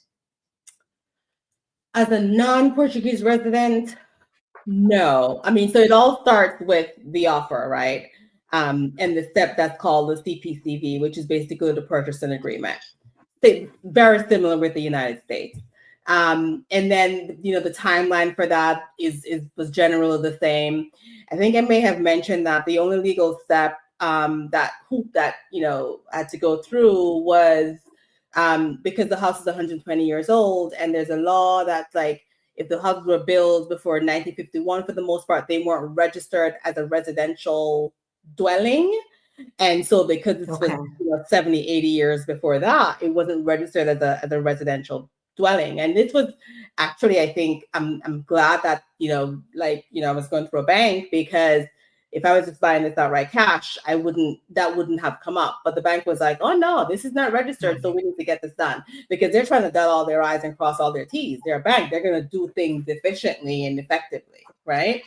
And so that didn't come up until the bank was like, wait a minute, no, we need this residency certificate that says that it's a dwelling, that you can live in it as a human being, right? And so that took a while. And that's just like, red tape in Portugal. It was just like a matter of just going up to the camera. That took a while. And when it came back, my name was spelled wrong, because they don't do the 2 T things in Portugal. So there's always 1 T at the end of my name in every document. I always have to double check it. And so I had to, they don't do the double T thing. On Barrett. Barrett. Yeah. So even my NIF I had to send back, because it only had 1 T at the end of it. Every document I had to double check. And so it was spelled wrong, so I had to send that back. That took another couple of months. So as far as like legal things, that was basically it. There was no other that I can think of right now. Nothing different legally that I had to go through. Okay, that's good to know. Paulo is speaking halfway in Portuguese and halfway in English, but it looks like he's saying that he has to show how much water he needs. Something about precise water. Precisa is need de agua, is need of water, and monstera, I believe, is to share. Your translation, how much water he needs. Well, I'm not sure, because I speak Portugal. So I'm using my 5 years of Spanish and my 1 year of Portuguese okay, so Rick's about to start. He's opening. This is what he does. He's opening up his thing. He's about to show. Okay. Does buying a condo there in Portugal come with HOA? Okay, we just asked her that. Okay. Ebony, you gonna ask the same question 3 times? Seriously, Ebony? Look, you just gotta wait, baby. And we're gonna get to you. All right. Greetings, Alicia and Rick. Okay, off topic. Oh, you went past it. I can't read it. Okay. Paola Paul. It was not Paula. It was not Paula. It was Paul. Paulo. Paolo. Paulo. Paolo. What was he asking? 35 because we're setting up a fund. Okay. And so he's just giving us some more information about how this is what he wrote. Aqui não encontrei nada, mas também não encontrei nada. Okay. Should I break up my depot for this? Right? Like, so here, like, I'm not sure. This acontecer, Paulo, não entendo. No comprender. Lamento, não compreendo. I just saw a red line. Because, green line. porque, You know that. okay. Yeah. All right. So we're going to go ahead and, Portugal, y'all, don't be getting into comments talking smack about my Portuguese. I already said it's Portugal, and I'm not proud of it. I am working on it.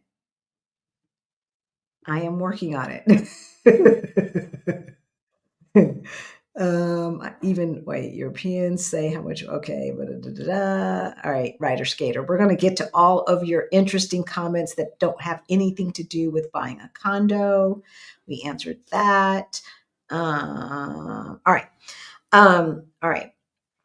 You bought a MFing building. Okay, y'all. So first of all, I want you to realize Nicole did not buy a home. She bought an MFing building. She bought a building. You bought a friggin' building. I did. That's gangster. Like, that's boss. Like, come on. I did. And can I tell you, I love it. I told you it took 8 months to buy this house. I would have waited another couple of years. I love it so much. I love the location. I love the building layout.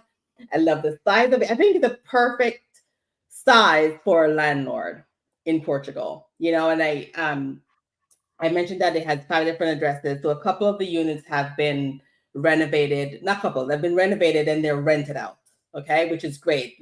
I'm a landlord, y'all. But did you mention like there were renovations as well?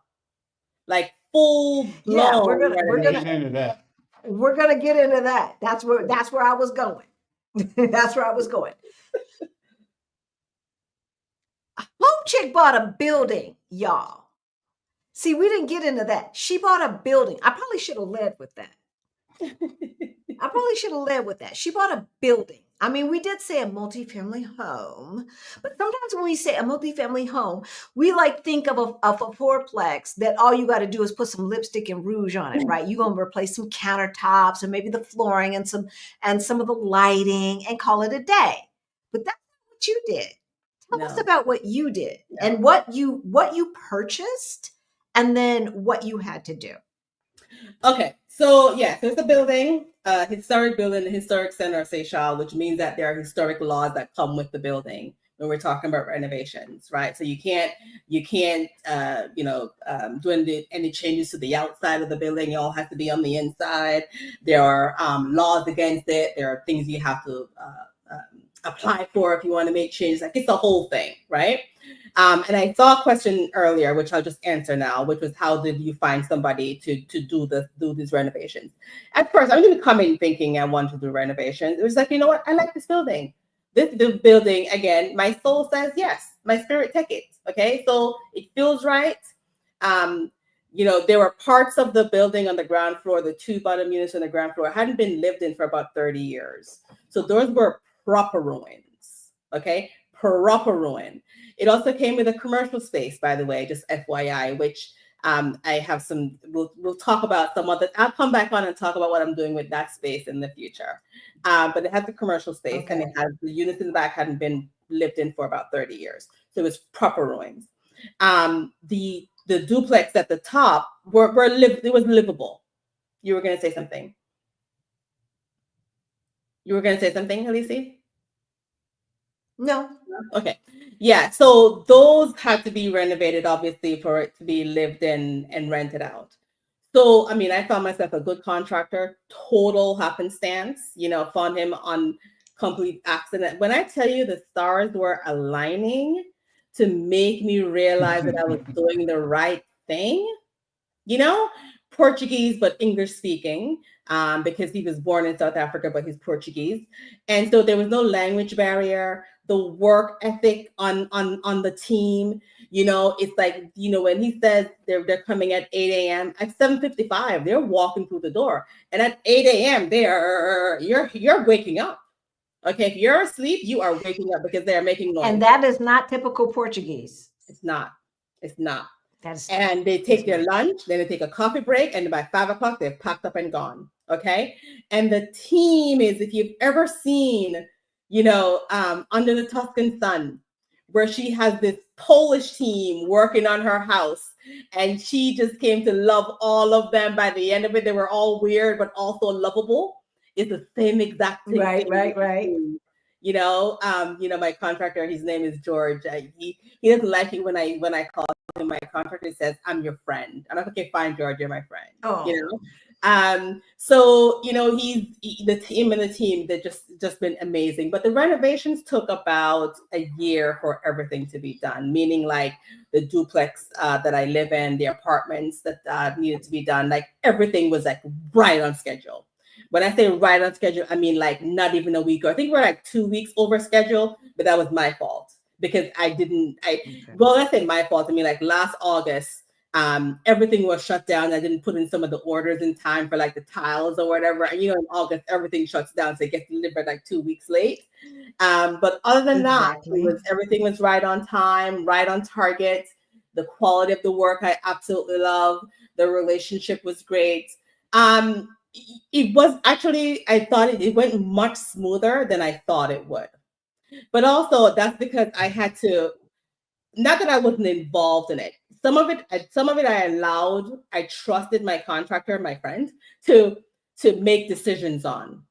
Because if I were to have a handle in every decision that was made, I would have been going absolutely crazy. Crazy. Right? But exactly. it was smooth.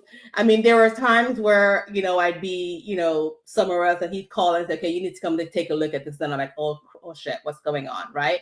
And I'd come, he'd like explain something that he found. Okay, this needs to be fixed. Okay, done, no problem, done and dusted. Right. But other than that, no big issue, no challenges, and I'm not saying it will all go like that. It will not all go like that. I have friends who are renovating down the street and it didn't go like that for them. Right. And it's the same contractor. So there were challenges that they had to face, but then they got over. It's in any renovation work, it's normal situation. Yeah. I think we bring an energy with us that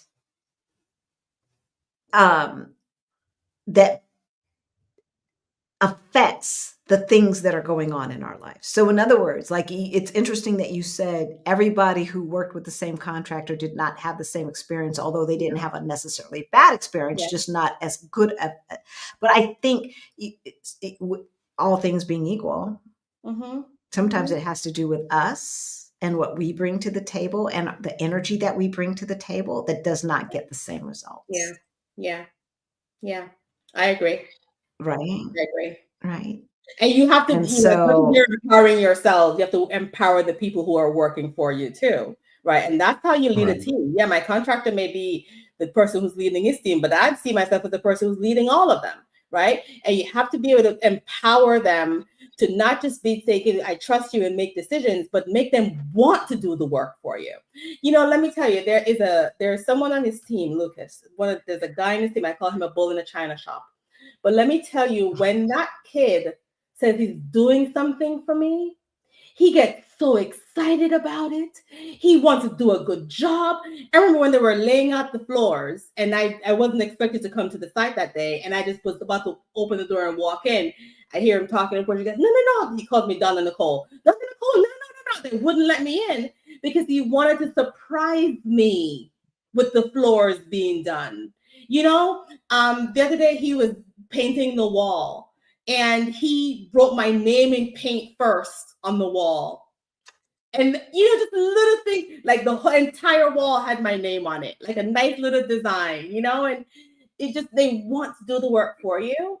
And I think empowering people to do, it's like, yeah, you're the contractor, and yes, I should be the person saying, no, I should be very adamant what I want and what I don't want, but I'm not going to come to the site with that kind of energy. It's like, this is the team effort. I think it's more than empowering.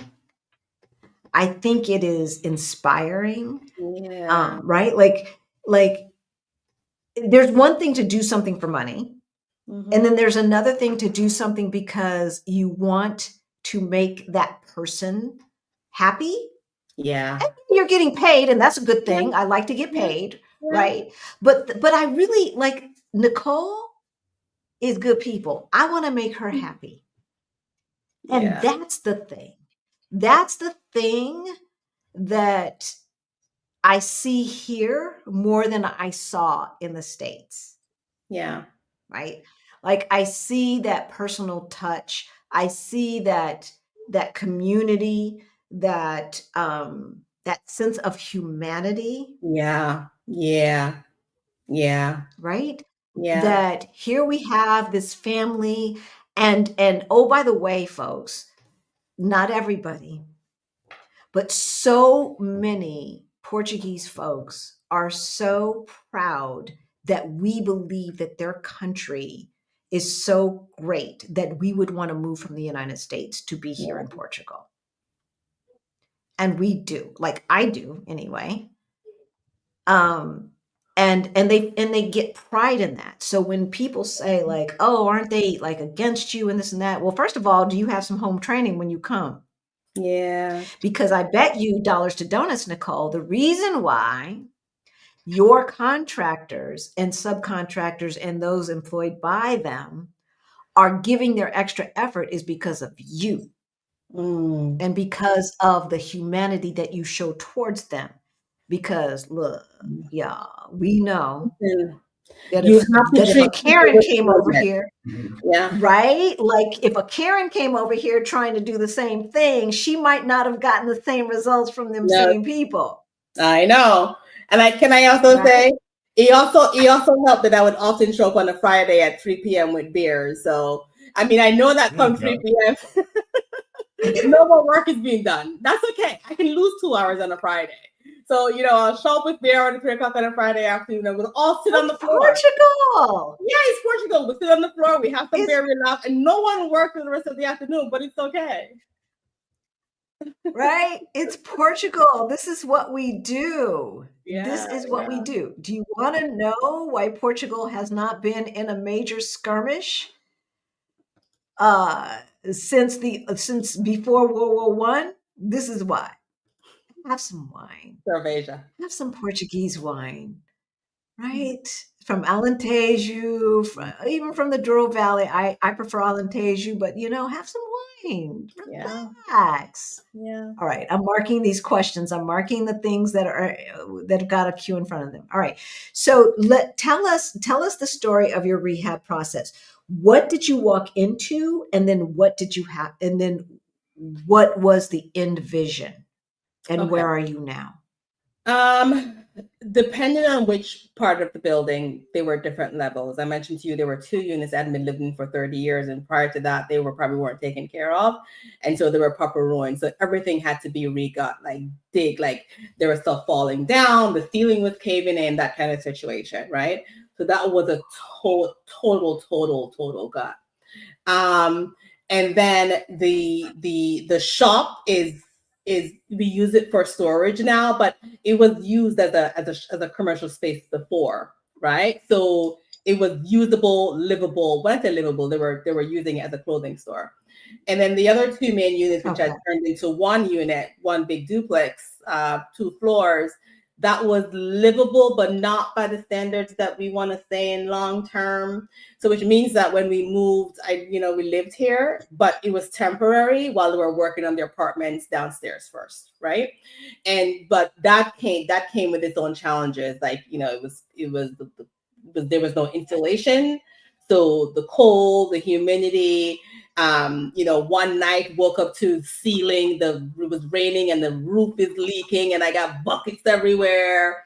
But still livable space, still good bones, good space, a big space.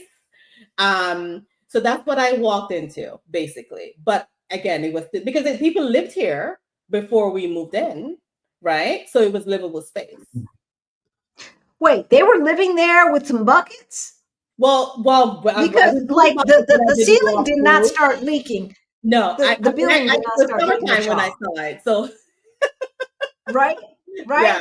Like, so that means they were living there knowing during the that winter. every single time it rained, they were going to have buckets around during their the bed. rainy season. Yeah, during the rainy season, it was up in the attic, right? So, but still, it was buckets.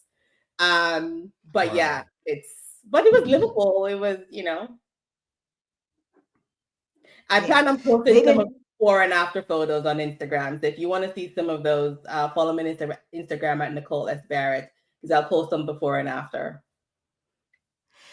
Okay, so the apartment that you all the apartment part of the building that you all moved into, you would equate how would you explain that to an American? Like what kind of living conditions? It was grandma's house.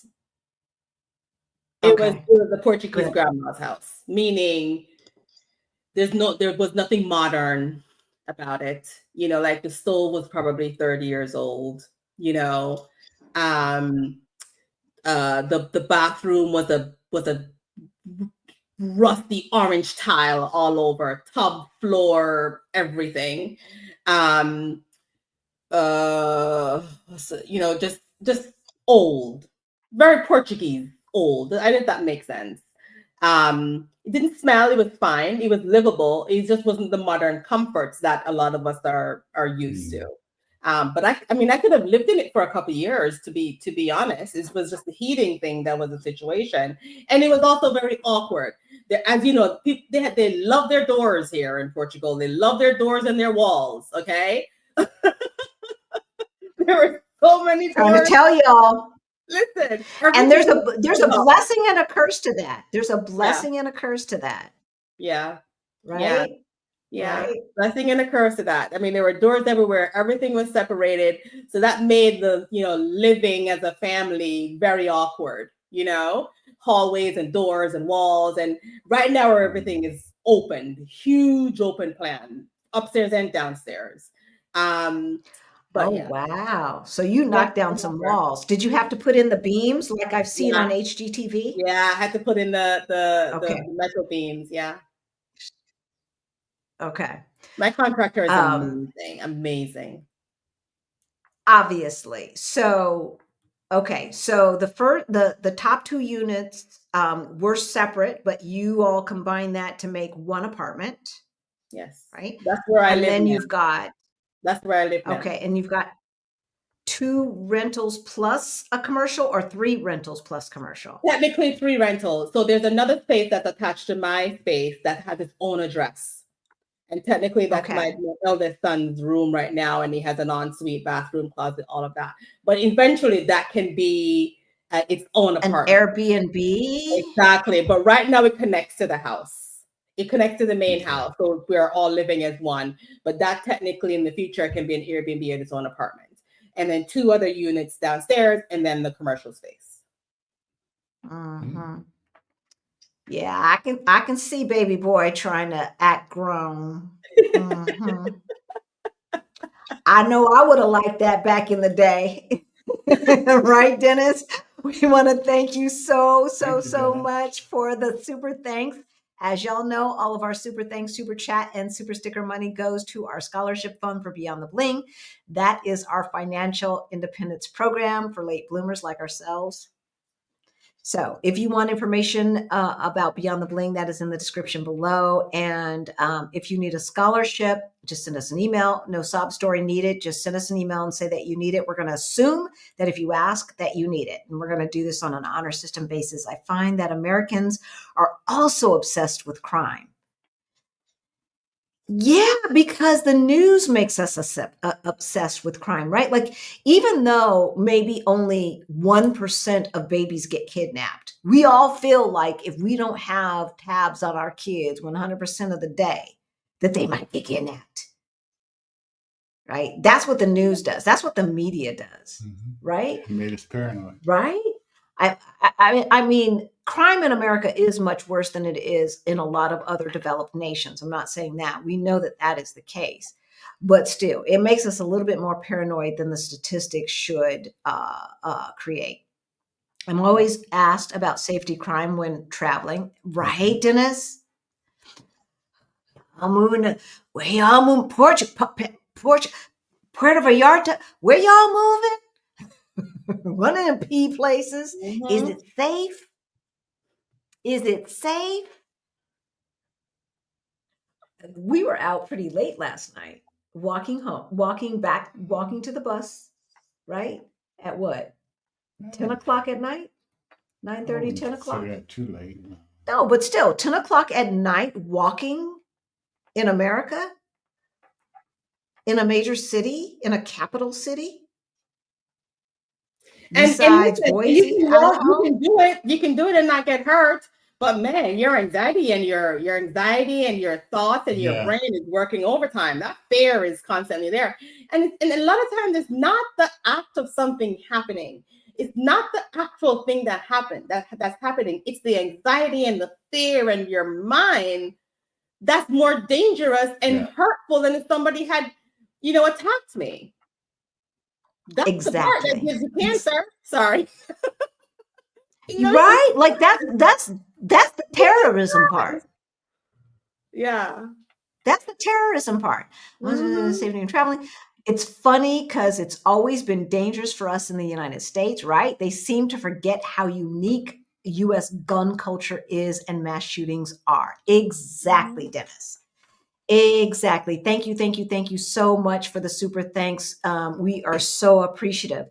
And that's the thing, y'all. How many shooter drills has your baby boy been through since he's been here? They were doing one every other month. And the part that, and it was so normal. It was let's learn how to hide from people with guns. It was just the normal situation. And I think when it really resonated with me, or resonated more with me, was when on one of the teachers, because you know how teachers, like, they ask for things for back to school, and they'll send you a link to whether it's an Amazon account or Target account for you to buy stuff on there for them to get it. One of them had blackout curtains. And I'm like, what is that for? Tiny little blackout curtains to put around the desk so that the kids can hide under their desk if a shooter comes in. And I was like, wait, what? This is on your Amazon cart list for your classroom?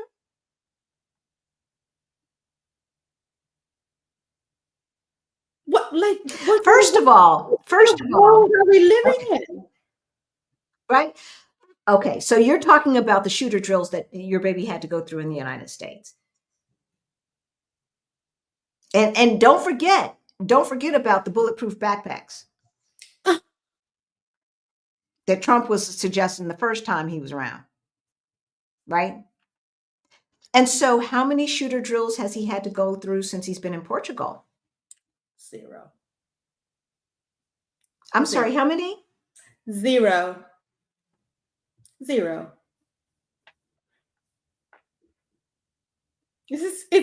Thank you, Antonio. Yeah.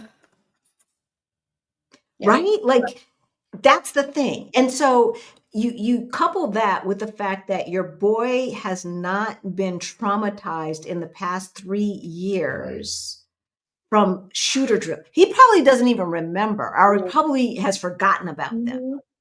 He's thawing out. I'm sure he's like, Mom, has he mentioned lately? Mom, I need to go through a shooter drill. They're not doing shooter drills. You should call my teacher and tell us we need to go through. Has he said that to you? Nope. He's defrosting. Right? Okay, the same way that we've all been defrosting. I'm sure you notice little things now about when people come to visit, whether it's your visitors or people who are visiting you from the United States. I'm sure you notice little subtle differences now in just the way things are said, how they're said, when they're said, the expectations, because we're thawing out ourselves, we're defrosting ourselves, right? And it's not just us, like I said earlier, that children are people too, and they need to be respected and guided, but they need to be respected. And we need to understand that these kids have feelings, and we're not the only ones who need to talk about things and share things and feel things deeply. Whatever they're feeling, we're probably saying, okay, oh, that it's not adult things. Oh, that's just crazy. That's a little kid thing. But to them, it's their whole world. And if you're feeling like your whole world is falling apart, it doesn't matter how small your problem is, right? Exactly. And you could not tell me back in the day that this was not like life or This is death. life. And mommy, you just don't understand. Did you see the guy that I like also looked at so and so? That's the Bible falling apart. He borrowed her pencil. You know, like I remember those days. Oh my God. But how, like, isn't it lovely to just worry about those things as opposed to bulletproof backpacks? yeah. And curtains to go around your desk so you can hide, or some such nonsense. Like, what is that Life going to can do? be a lot more simple. Life should be simple, and it calls out. It eventually calls out all these things they have to go through the bulletproof backpack. I'm sure if he goes back to the United States now, he's going to be like, wait a minute. He's going to be able to call that out, because that's not the norm anymore. It's not the norm. It is not normal. They like the federal government or the NRA should be giving all of our kids, like, what do you call it? Kevlar outfits. Mm. Y'all want to keep selling them guns? Then you must provide Kevlar outfits for all the kids in school. Mm-hmm. That's what you need to do, right? So, all right. So let's get back to your apartment complex. What would you tell people when it comes to, like, you got lucky hiring your contractor, but I'm sure you've heard of horror stories and things like that. When, so when people are talking about trying to find a property abroad that they want to invest in, what are the questions and things like that they should be asking their contractor and asking themselves before they start this process, especially for something that needs more than just, some paint and some countertops, so like real renovation. Well, you need to know the laws around the type of house that you're purchasing or renovating, right? So for me, I mentioned, like, it's a historic area, which means that there are historic laws that pertain to the house. You might come with these grand ideas. You want to add this floor, you want to do this, you want to make this window bigger, when in truth and reality is you can't, because there are certain guidelines that you have to stick to. You have to find that out first. You also have to make sure that there's proper paperwork on the house. Because the house can, listen, there is no problem selling a house. A house can be sold without the proper paperwork. Bear that in mind, okay? Because somebody can sell their own house, and because there's no vested interest in it, meaning, like, if you're not getting a loan and the bank is not vested, there's no vested interest from the bank, not everyone's going to dot their I's and cross their T's, but the bank will. So a house can be sold without the proper paperwork. So you may buy a house and then realize, oh shit, I can't get water. There's no water line. There's no main water line that comes here. How do I now do that? Right? So little things like that. Make sure all the paperwork's in order. And that's where a good contractor is going to come in. A good contractor is also going to look outside of themselves. So my contractor is very upfront and very honest. And he said, okay, I can do this. I can do your plumbing. I can do your electricity. I'm not a certified electrician, but here's what I can do, and here's what I will source out. I also have these people that I work with. You can meet with them and talk with them, check their prices, but also check their prices against someone else. Okay? Get your quotes, and then you figure it out, and then we'll go from there. You have to get someone who's honest and who's able to say, I'm not the be all end all for this house. There are other people that I work with, and I suggest that you go get this on your own, right? You also, and mine was very good in the fact that even for the simple things, even for the cosmetic things that I was buying, he'd go to the store with me. Several trips to the hardware store to buy lights, you Just know, like on HGTV. like on HGTV, like just simple things like that. So you need to know proper paperwork, find someone who's going to be honest with you what they can and can't do, and know that not one person is going to be able to do all the things, right? Um, Also to just know that life will life and changes will be made, and you will, just like anywhere else that you're running into, you're doing renovations, you're going to have challenges that come up. It's just that maybe it's coming up in a different language, okay? But in a different understanding. The challenges will come Right. up, and just know that you're just gonna just go head first, okay? Or head on, just go right into it So and do so I know how you found your contractor, it. Mhm. but for the audience, did you do due diligence? Did he provide any references? Did you check references or anything? Like, tell us about that part. Yeah, because references were easy to check for him, because I came to do with my realtor, I came to to see the house, do a walkthrough. And the house takes up two streets. So the front of the house is on the main street, and the back side of the building is on a whole nother street. So it takes up two streets. And that's why the addresses are all different streets, by the way. And we were walking on the back street, and my realtor, who had shown the house, who she came first by herself to do the video. It's a guy and a lady, but by this time I had met that guy. He told me about Seychelles, and then I was now working with his colleague, who was now a woman. She had come maybe a couple weeks before to do a video for me, so she had met him then, because he was doing work on the back street. So right now, there are about 6 or 7 houses on my back street that he has personally worked on. So when I came to Okay. see the house, he was in the street with his team working on the house behind me, who happened to be another expat, a British couple who were very good friends now, right? So he was working on that. And she said to him, "Oh, this is Nicole. We met, we joked around for a little bit. We were talking and I said to him, "Do you want to just walk through this with me and tell me what you would do?" You know? And he said, "Sure." And he took 2 hours out of his day to walk with me through the whole house. I have a 2 hour video of this whole process. And he said, "This is what I would do. That's not possible. Oh, you would like to do this? Well, let me figure out how that can happen." We walked through the entire house, and he said, "That's not good. That's good. That can be reused. Here's what I would do." Okay. And it was just like that, the entire space. And again, it felt right. And then after that, he took another 2 hours to walk me into every single house that he worked on the street. So I didn't have to check Wow. references. I saw the places that he worked on. I met the people who he was working with. I spoke to even after the next day, I spoke to the British couple. I spoke to the Brazilian couple. Like, I talked to every single person that he was working with. Like, "Can you tell me the pros, the cons, da da da da da." And then that was it. And when you again, spirit, it's like, you know what? It feels good in my soul. Again, everything was just aligning, and then that was it. Right. Right.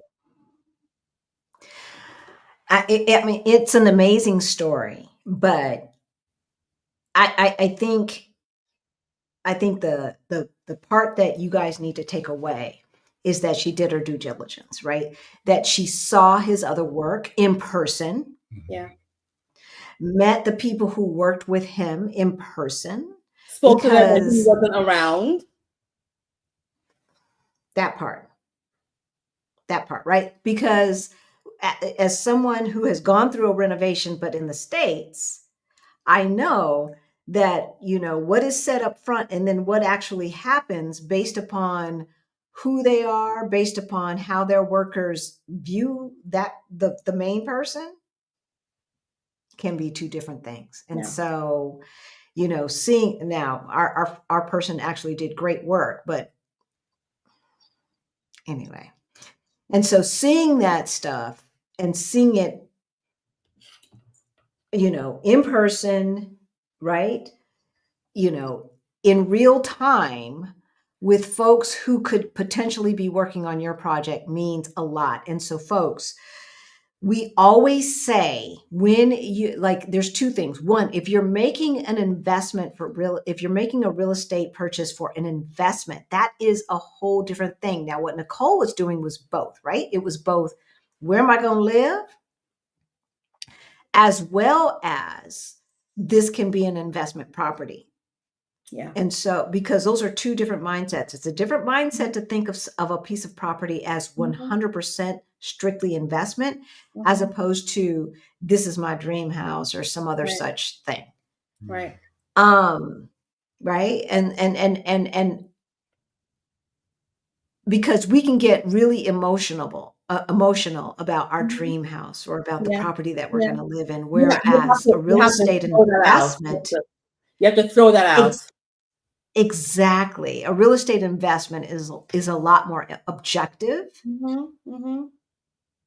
Yeah. And then the other thing that I want to point out, and I've said this before, but when we talked about, I would say every 3 clients that we get is like, okay, so I'm selling my house here. And so where should I buy there? No, this is not America. And it's not your house. Not necessarily. It's not your house. It's right. It's where you want to live. What feels good to you? Exact, that part. First and foremost, number one. And then number 2, this is not America, and the market does not work the same. All right. So under normal circumstances in America, you can sell a house in 30 days. That's not necessarily the case here. Okay. And so if you think, well, if I don't like it, if I change my mind, I can just sell it. No, you cannot necessarily do that. Not easily, not in 2-3 months like you can in America. No, no, ma'am, no, sir. Right. So you have to really make sure that, number one, this is someplace that you want to live or be tied to. Right. Right. Because Nicole, you said you had been coming here off and on for how long? 7 years before I bought. Okay, y'all. Yeah. 7 years before she made that investment. 7 years before she made that investment. All right. So you talked about you've got renters in there. Because the last time we talked, you didn't have renters in there. Renters? Yeah. Going several months now already. Several months. Wow. I know we haven't spoken in a while. Like what do we do? I know. There has been so much going on since the beginning of the year and us coming back from Thailand, between personal family stuff. And I have literally been in the house for a month? Have I left the house? I like I was saying to you, hibernating as well. It's just been but anyway, yeah. So renters, right? Yeah, it's paying for itself. It's paying for itself, and I absolutely love that. And going back to designing the house, and I keep seeing questions about an architect, so I might as well just talk about that now. Yes, there was an architect involved in the beginning. Although, I think right now the house as it stands is only about maybe 60% of the original design. There have been some changes, and which will happen. Okay. It's once you realize, once you run into things, that can't happen because when we opened up the walls, we found this, right? So little things like that, right? So yes, about 60-70% of the original design from the architect. But yeah, and the house is designed in a way where, yes, there are rentals now, and you will have to come back and see it now that it's been done. The house is a wholesome house, meaning if at some point I have a lot of grandkids, or if I have friends and family visiting, even the rentals are connected to the main house. There's a door that I can take out or open, and it becomes one big house. So yes, I was trying to stick to the architect's main plan, but I also was thinking about in the future, if they become Airbnbs and I have friends and I have family coming, they can stay in there and still don't have to go outside to come up for breakfast. So it can become one big house. Or if you want to sell it to somebody who has a big family. Exactly. Right. So all I have to do and wants that to be one door, just remove one door, and it's one house. So it's, but yeah, there are renters in there and it's paying for itself. That was brilliant. So how does it feel being a landlord in a foreign land? And It feels what fine. is You know she? why? Because I don't deal with the renters. I have somebody that I pay to manage it. Tell us about that. So there's someone that I know, my contractor, who's related to my contractor, who she manages properties in and around Seychelles. So I pay her a monthly fee, and she manages. I saw one of my tenants like last week, but before that I hadn't seen her for maybe 4 months. So it's hard to see them. That's There's no lovely. need, because I don't want to be out and somebody call me and say, "Oh, my toilet." I'm not that kind of landlord, you know. I don't want to be that kind of landlord. So So like when we were in Thailand and our and furnace everything. went out. I'm sorry. I What'd you said say? like we were in Thailand and our furnace went out See, there you in the go. condo in Los There you Angeles. go. And we're calling contractors in LA, and it's yesterday in LA and today in Thailand. Yeah. That kind of landlord. Yep. Yeah, yeah. That's nice. That's I don't nice. want to And be so that close to it. I don't so want to be you that pay her a fee. You pay her a fee, not a percentage. small percentage fee. Okay. Can you say what that percentage is? No, I don't want to, because I don't want to put her business out there. Okay. I mean, so because some people will know who that person is, y'all. Yeah. Can you give us a range of what people should expect if they were to Well, hire a no, management because company? I got a very good deal for other reasons. So, but for a range for other people, I'd say between 10 and 20%, but more than likely 20%. Okay, so 10 to 20% of Yeah. rent, more likely 20% of rent. Yeah. My arrangement Okay. was completely different. Okay, so yeah, that's fine. But at least we can give people information on what they should expect if this is something that they want to do. Right. Because y'all, we always suggest that if you're going to invest in real estate, that you try to buy a multifamily home. It just doesn't make sense in 2025 to necessarily buy a single family home, especially when you assume that it is an investment, and the home that you live in is not an investment necessarily, unless you choose to make it an investment. Yeah. Right? Because it's not making you money at that time, and it's not producing money, so it's not an investment. That doesn't mean it's not gaining in equity, right? Yeah. Yeah. But it is not producing income in the moment. And so the house that you live in, I know in America we say, that's your main investment. It's not necessarily an investment until you sell it. And so we thank you, Patricia, for the super thanks or super sticker money. As y'all know, it goes to our scholarship fund. Beyond the Bling, that program for financial independence is in the description below. And we are going to call it here. And I'm marking the last of the questions that we are going to answer before we let y'all go, because we have been on for damn near 2 hours. And how did that happen so fast? I don't know. All right. So I'm going to start at the bottom. Did you use an architect or just a contractor? It sounds like you used both. Use both. I got the recommendation for the architect from my contractor. You there, Nicole? I'm here. Can you hear me? Can you hear me? Yeah. Okay. I don't know what happened there. We can hear you now. Okay, good. I used both. Okay. So Yeah, I got the recommendation from my architect came, the recommendation was from my contractor. Okay. So you used the architect that your contractor suggested, and they worked hand in hand to to bring your vision to reality. Yes. Did you use digital drawings of the plan design before implementing the renovation? Yes. From the architect. These are like specific questions. I've lived in Italy. Hey, Paula. I've lived in Italy, Germany, South Korea, Japan, and Panama, and I felt safer in those countries than I ever did in the US. That's all we saying. Not surprised. Not surprised, right? Are real estate projects like this still affordable? I would totally be interested in pursuing this retirement investment option in Portugal. Start with a NIF and funded Portuguese bank account. Well, everything starts with a NIF number, which is a tax ID number, CK. Okay, because you can't do anything without that. You can't open a bank account.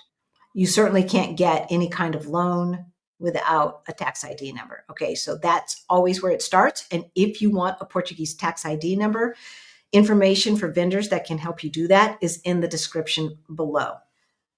I don't know if you can find a building that was that livable in the city center of Lisbon for that price, CK. I don't even know if Be you can honest. find it on this side of the river either. Not anymore. You can still get great Right. deals, but I mean, I think that was one of the last of them. Right. And that doesn't mean that things will not turn around or not. I'm not going to say turn around, will not change in the next 2 years based upon the geopolitical atmosphere and what could happen with all the tariffs and the this and the that, right? Like it could go way up or it could come down. We don't know.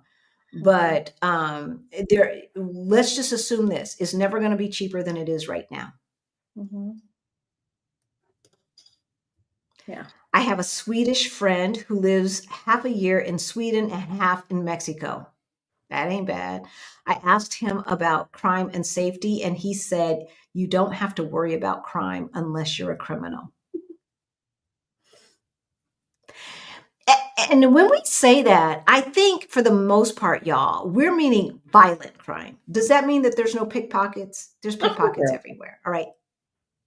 So those little things of opportunity where something gets stolen from you, that is a crime, yes. But we're talking about being unalived because that's the reality in the United States. They'll nick your stuff. They'll pick your pocket, but they're not going to unalive you over it. Exactly. How was the amount for the renovations and upgrade funded? Oh, that's a good question.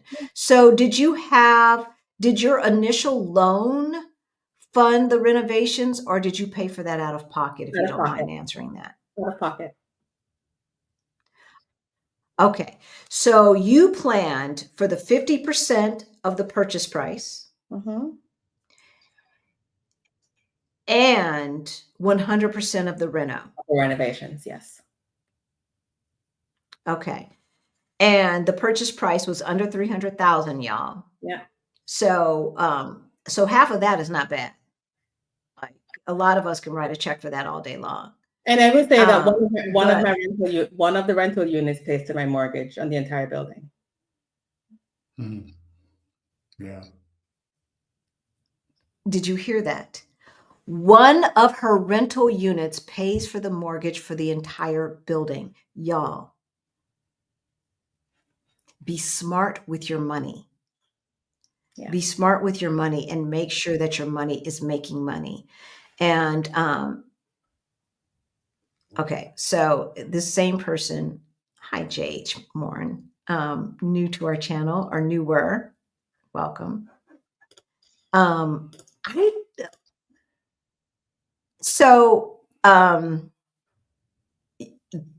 did not ask her if she was willing to give numbers on this, JH. So there's a few things. One is some of the costs are based upon personal relationships, right? So the cost of labor is always going to be based upon personal relationships. The cost of the hard products, the wood, the this, the that, the plaster, right? That's just what it is, right? And also too, like how much is the quality and the quality that you want. You know, there's certain things that you can skimp on and certain things you're like, okay, you know what? I know people who renovated here using the same contractor who has underfloor heating. You know, do you need it? No, they've never had to turn their heat on because they have underfloor heating and I've never used it, right? Because because everything is so nicely insulated just the way that he's done it. So it depends on what you want. I don't have underfloor heating. I don't need it. But it depends on what you want and the quality too. Right. And so this is a better question, or a different question. I shouldn't say better, because Morn wanted to ask what Morn wanted to ask, and I don't blame him. Like, how much It's a did good it cost? question. It's a good But question. but first of all, you have to see the building to put it in context, right? Like, like she could say it costs $1 million, it cost 100,000, or anything in between. Yeah. But that doesn't mean anything if you don't know what you're looking at. I know how big the building is. Mhm. And so that would mean something to me, because there would be context to that, right, y'all? Mhm. So a better question is what do you think, as a person who has dealt with real estate in the United States, and have you done renovations in the United States? Yes. Yes. Not Based not upon big your not this experience. big. Nothing this big, but some. Mm. Right. Most people have not done anything this big. But based upon your knowledge of the United States and what you went through here, price wise, Mhm. how would you measure it, as far as, do you think to do the same thing in the United States would have been 50% more, Yeah. 100% more, the same, or I'd say at less? least 100% more, at the very least. I think it would have been double. At the very least, double what Okay. was put into Okay. this. Okay. All right, y'all. So hopefully, JH, that gives you enough information, because I don't think I don't know that it's helpful to ask for a dollar amount on a property that you haven't seen. And so she's just giving out information based upon prices that were given to her 2 years ago, because this has been an ongoing project, right? That is still a little Mhm. bit going Mhm. on. So, Right. And if I go into it so today, that's you're right. It may be a different price. Right. exactly. But basing it upon what our expectations of the United States versus here, that to me is something that we can all kind of wrap our head around. And so Mhm. if you say that the price would have been doubled in the United States, that, Mhm. y'all, should give you some pretty good idea of what you should expect if you're going to do a major renovation project here. Yeah. And so we answered this question, Isan one. Yes, she is renting out her apartments. And so, have you tried to get an Airbnb license? Not yet, but I know the process and I know exactly what I need to do. I wouldn't wait, Oh, I know. because they might change it, right? And then you turn around 3 years later and they say, okay, Seychelles off limits. Or 3 weeks later. That part. It might already be too late, right? That part. Yeah. I mean, seriously, because, let's be honest, folks. First of all, F Airbnb, because they gave money to Trump. But that's not what we're talking about. We're talking about a short term rental license, whether it's on VRBO, booking.com, or otherwise. But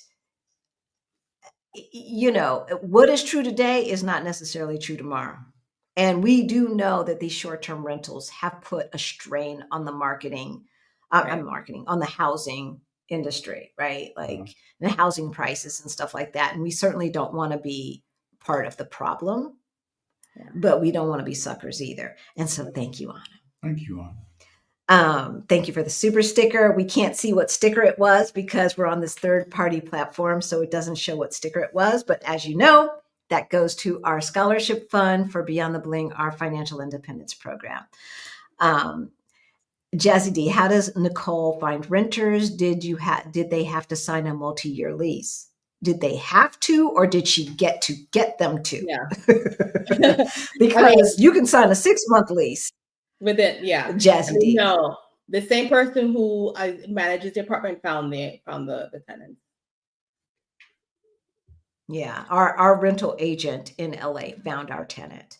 Yeah. And it's nice to have strangers as opposed to people you know, because when it's people you know, they want to ask you stuff and they want to be personal, and then they want to ask you for favors and, oh, can you just? And when it's strangers, I like having strangers. I like that a lot better. Ooh, look at my tag is showing. I like that a lot better than having family in my houses, because family thinks, why are you charging me rent? Or I don't have to pay this month. Right? I will never rent to family ever again. And I hate to say that. But 2 people ruined it for everybody else. Never again. Not in my lifetime. No, ma'am, no, sir. No, ma'am, no, sir. And so did you tell your management company that you wanted them to a lease at a certain length? Like, I don't want anything less than a 2-year lease, a 3-year lease, or a 1-year lease, or what? Yeah. For me, it was a maximum because, again, like I said, I have plans for the spaces. So it was a maximum lease. It was like, I don't want to go over this amount of time. Was it 3 years or 5 years? 1 year. Don't get comfortable. Don't unpack. Don't put nothing on the wall. Because by the time you get comfortable, yeah, got to nothing go. on the wall. Yeah, got to go. No, but I may extend it, but I wanted to give myself some room. It's your place. That's what you get to do.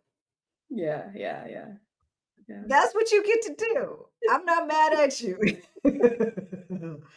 Okay, we answered that question. Okay, I think we answered that question because they said, great, thank you. All right, Oceanside Counseling. Nina, did you get a loan to pay for the remodeling? We talked about that. Rental units just for Black Americans relocating to Portugal. Is that what her building purchase was for? How can I contact her? Because I want to be one of the ones, Patricia. No, they're rented out. Not what it was for. In fact, my renters are locals.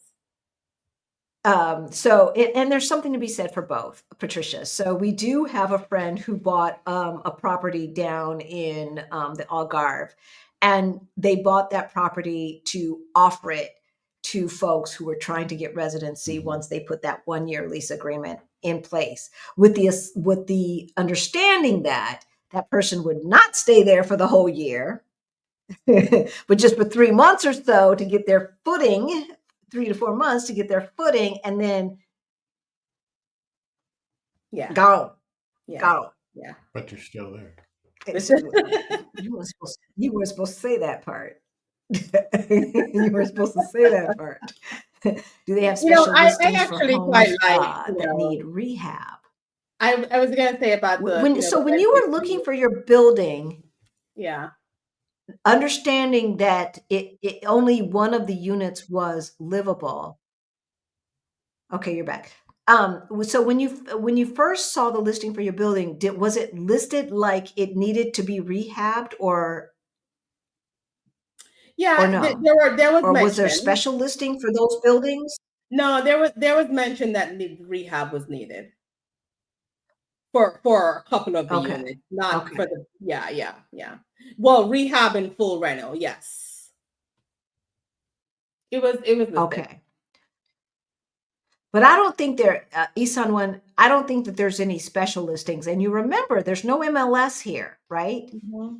So, so listings for homes, by and large, I mean, you could go on Idealista or some kind of site that really just grabs from all of the real estate sites and brings them into one. Yeah. Unlike realtor.com, which is really just grabbing from the MLS system, the multi-listing system in the United States, that thing does not exist here in Portugal. And that's a good point, Halisi, because if you're used to the MLS system, that took some getting used to, not having the MLS type of information that we're used to, especially when you're trying to figure out how much of an offer to put in. When you're trying to think about the comps in the area, like when you're buying the house in the US, you're looking at the comps. You're looking at MLS, You're looking at Zillow. You're trying to figure out when it was the timeline of when it was sold. Put on the market, sold for this amount. Put on the market for this amount, sold for this amount. You don't have that here, right? The MLS listing that we're used to with how much are the property taxes, where are the closest schools, all these things that we're used to seeing on MLS, total, the median income of the town, of the people, you're not getting any of that here. Nothing. So to even think about what to put it as an offer, when you could use all that data from MLS to do that in the US, you can't do that here. So just to let you know, that is not a thing. And some of you already know that, but we're not going to make assumptions. And so Seychelles, Seixal, Seychelles is on the other side of the river. It is a part of Lisbon Metro. It is a 20-minute ferry ride away from the city center. And it is a cute town just on the other side of the river, which and Seychelles needs to lovely. It needs to be understood. Yeah, when people say like Seychelles, like it's its own municipality, but there's also Seychelles, the town. So it's like saying New York, New York.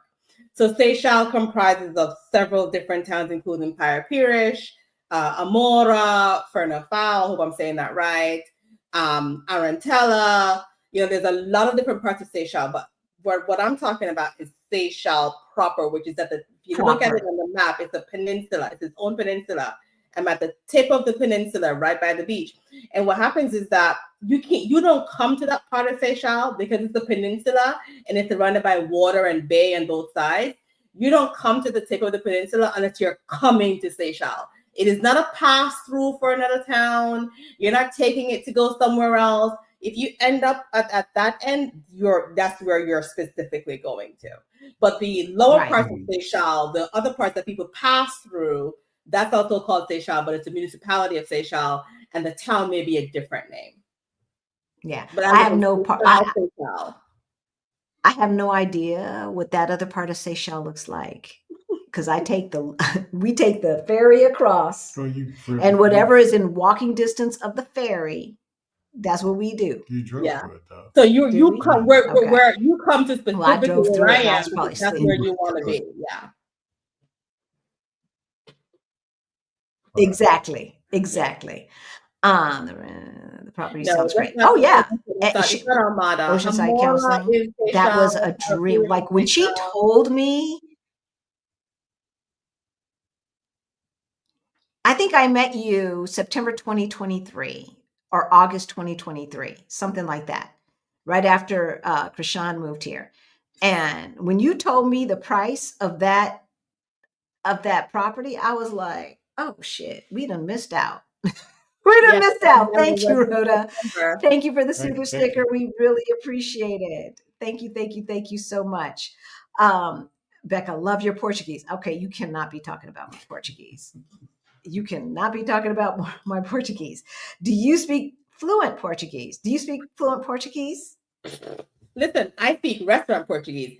I know queijo, e vinho, e pau, e azé. Queria pau de queijo e copo de vinho tinto e vinho tinto. Que mais? Right? I know my food. No, but I will say that I'm getting better and better every day. I am, because Seychelles is very local, right? It's not in Lisbon. You can't get away with there's not a lot of English speakers around here. There are a few, so you can't get away with it every day, right? So I go to the shops, they teach me Portuguese, I teach them English, I learn some words, and I do find that I'm understanding more and more. And while I may not be able to respond appropriately, I may be able to respond in like one or two words, I know for the most part what they're saying, especially if it's in context. And I find that even outside of context, I'm still understanding some. So it's getting better and better. It's amazing. It's amazing what you start to pick up, isn't it? Yeah. So, I mean, we've taken lessons, y'all. We have taken lessons, and we need to get back to practicing on a regular basis. But our neighborhood also is a local neighborhood. We do not live in the tourist area. And so, yeah, look, that's what technology is for. All right. When we first moved here, that, besides hello, goodbye, to be polite in Portuguese, other than that, is Google Translate or whatever translator you have on here. That's what that's about. And so Isan One, when it comes to finding reputable people, it's word of mouth. Mm-hmm. Yeah. Right. And so that's where community comes in. And that's why it is important, if you are going to do an investment like this, that you start with not only just looking at properties, but also building a community of people who are smart, right? Like who have some sense about them, because asking an idiot for a contractor is never a good look. So you want to, build your community so that when you ask a question like, who knows of a good contractor, they have smart questions that they're going to ask when they refer you, right? Because like and there's also to go as local, go local when you can, because always always go local when you can. That's why, like I love renting to local people that are there. I mean, like I've met them, whatever I see them. I love that. I love being able to say, okay, I know this person that makes this, and make a table out of this kind of wood. Like, because you're gonna get not just like the underground information, you're gonna put some money in some people's pockets. And it helps solidifies you as a part of the community.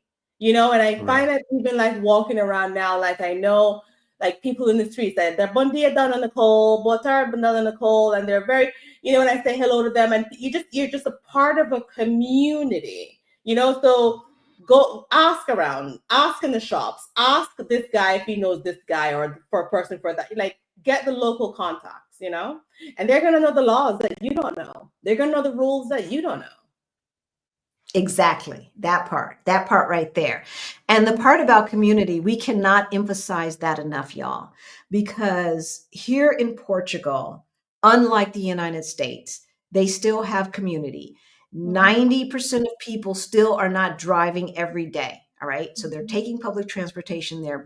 They're shoulder to shoulder with their neighbors. And so because of that, folks, the sense of community is so And they're different. so willing to help, so willing. They are so willing to help. I mean, y'all have heard us talk about this. You guys know.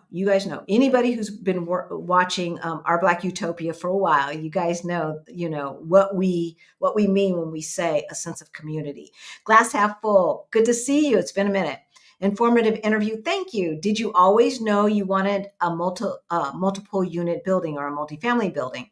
Or did you start out thinking you would purchase a single family home? Ooh, good question. That's a good question. I actually, to be honest, I think I first started looking at, like I said, I was looking at Lanteju, but I was thinking of more of like a bed and breakfast. So I knew it was going to be multiple units because I wanted to do something, some kind of hosting or renting or something like that. But I also looked at single family units. I mean, there was this one place that I almost put an offer in that was a single family. It was 4 floors, but it was a single family. At the last minute, it was just like, no, that's not going to work. Doesn't feel right.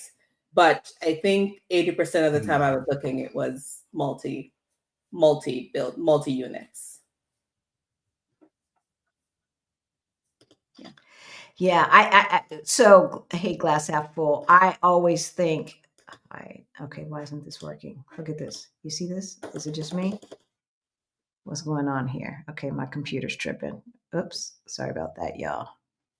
Am I pushing the wrong one? No. Is it stopped working? I don't know. All right. It's working. Once your soul resonates with something, that is the guidance. Thank you, Nicole Barrett. So you remember Greta from the summit. What process did you use to move funds into a financial institution before the purchase and move? Oh, that's a good question. Did you move funds during your visits or all at once before the move?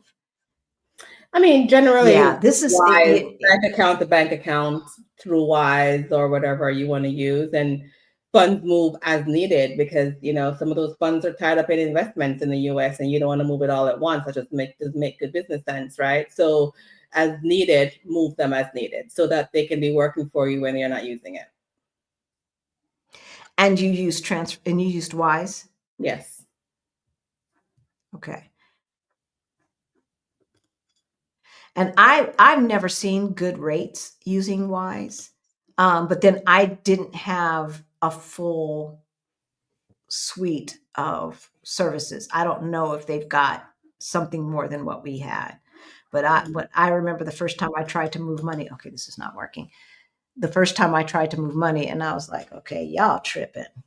Somebody's tripping because I'm not paying this much money. Are you being affected by the warning in Europe to stock up in emergency supplies for 72 hours in Portugal? No. I haven't heard of that. Have you heard of the warning? Yeah, I saw somewhere. What's up? I saw somebody sent something about that saying, "Oh, was it Pastor Phil?" Okay. Somebody had sent something saying, "Oh, they're telling you to stock up or something like that in Europe." Who's telling? Okay, first of all, It came out of the United States. of course it did, because Jay Richardson, we don't have the space to stock up. We don't have garages. We don't have sheds in the backyard. We don't. A lot of the apartments don't have storage units. Some of the newer buildings have storage units down in the garage. But like stock up, we have refrigerators that are a third of the size as your normal American refrigerator. So like I go to the grocery store literally every single day, because it's 2 doors down, first of all. And because our refrigerator, and second of all, because the produce usually is so ripe that you have to buy it and eat it within the next day or two. So you don't buy a bunch of stuff to let it get ripe in your refrigerator or get ripe on your kitchen table until you put it in the refrigerator. So I wonder where that came from and what hoax, because that doesn't, like, stocking up on emergency supplies in Europe. I don't know what that looks like. I know what it doesn't look like. It doesn't look like a deep freezer in your garage with a bunch of stuff in it. That's what it does not look like for every single city dweller, because we don't have them. Yeah, like I said, I saw one thing on it. That's it. Yeah, like supposedly, like in the rural areas, I suppose they could stock up. I mean, I guess they Because a can lot get some of them, paper towels and some tin sardines, Yeah. First of all, I don't eat seafood, so that's not going to work for me. Okay, we'll get you some spam, some sausages. Right. That's not like the canned sardines. Those bottles, the sausages in the glass bottle. We'll get you some of those. Oh my God. I have never tried those. I have never tried them. But yeah, so I don't know what stocking up looks like. And not only that, grocery stores and stores here in Portugal don't operate like they do in Portugal. I mean, in the United States. You may see that they have A, B, and C today, and then they might not have that thing or those things for another 3 months or 4 months. And that's just how it is. That is just how it is. I got me some nice garlic olive oil, Italian garlic and rosemary olive oil from Lidl, and I went back 3 weeks later because it was so good. Not there anymore. I know which one you're talking about. I bought some too. You did? From the skinny bottle with the yeah. And I was gonna go back there and see if they had more, but mine doesn't. Not anymore. See, and these are the small things that you have to put up with. I'm going to say put up with, living here in Portugal. Is it like that in other Western European countries? I don't know. But I know here in Portugal, things can be off the shelf for months at a time, and not just seasonal things. Things like their version of Splenda, I have not seen in like 7 months. I know the pumpkin seeds that I like to buy are seasonal. Like you can buy pumpkin seeds all year long in the United States, but here you can only buy them in pumpkin seed season. And But other season you're gonna have to find something else. listen, look how lucky we are that we're saying the things that we have to put up with is that we can't find the olive oil that we want. Oh my God. It's Boo. Cry me a river. it's so distressing. My pumpkin seeds are out of stock. Is the rehab You're process for Portugal violin. comparable? Right, exactly. Comparable to the US. What are the pitfalls to look out for? Were there any things? I know that you had, thank you, sweetheart, for looking that up. I know that you had the contractor from heaven, but you built that relationship. Like he could have been a nightmare, and he might be a nightmare for somebody else who's It being might be a somebody butthole else's to him, nightmare. He wasn't mine. right? But that's probably on them.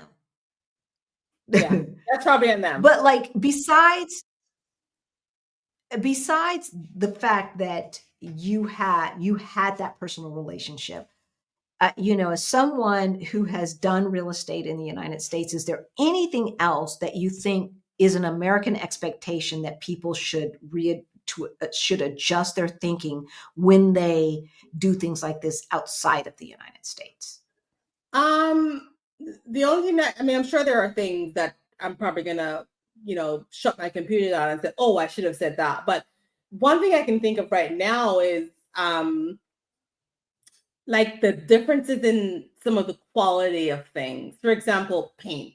Let's talk paint.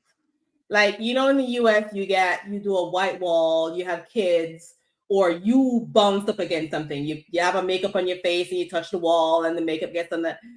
I find that here to get really good quality paint, the one that you can just use a wet rag and just wipe off, whether it's glossy or you get a little Mr. Clean, the little white thing that the little white sponge, you just wipe that out. I find that like little things like that, it has to be like really good quality paint and you're going to pay some money for that. Right? So you have to understand that the different, they're great quality things as far as like, what's the word? Like products goes, but it's not going to be the same, right? So when you're choosing tiles or you're choosing a toilet, for example, you're choosing a shower, you have to be mindful that you're going to have to make some adjustments for certain things, right? So like, even like the paint behind me, like it was originally painted white. I just repainted this a few weeks ago, maybe a couple weeks ago. It was white, but I found that it wasn't the best quality paint.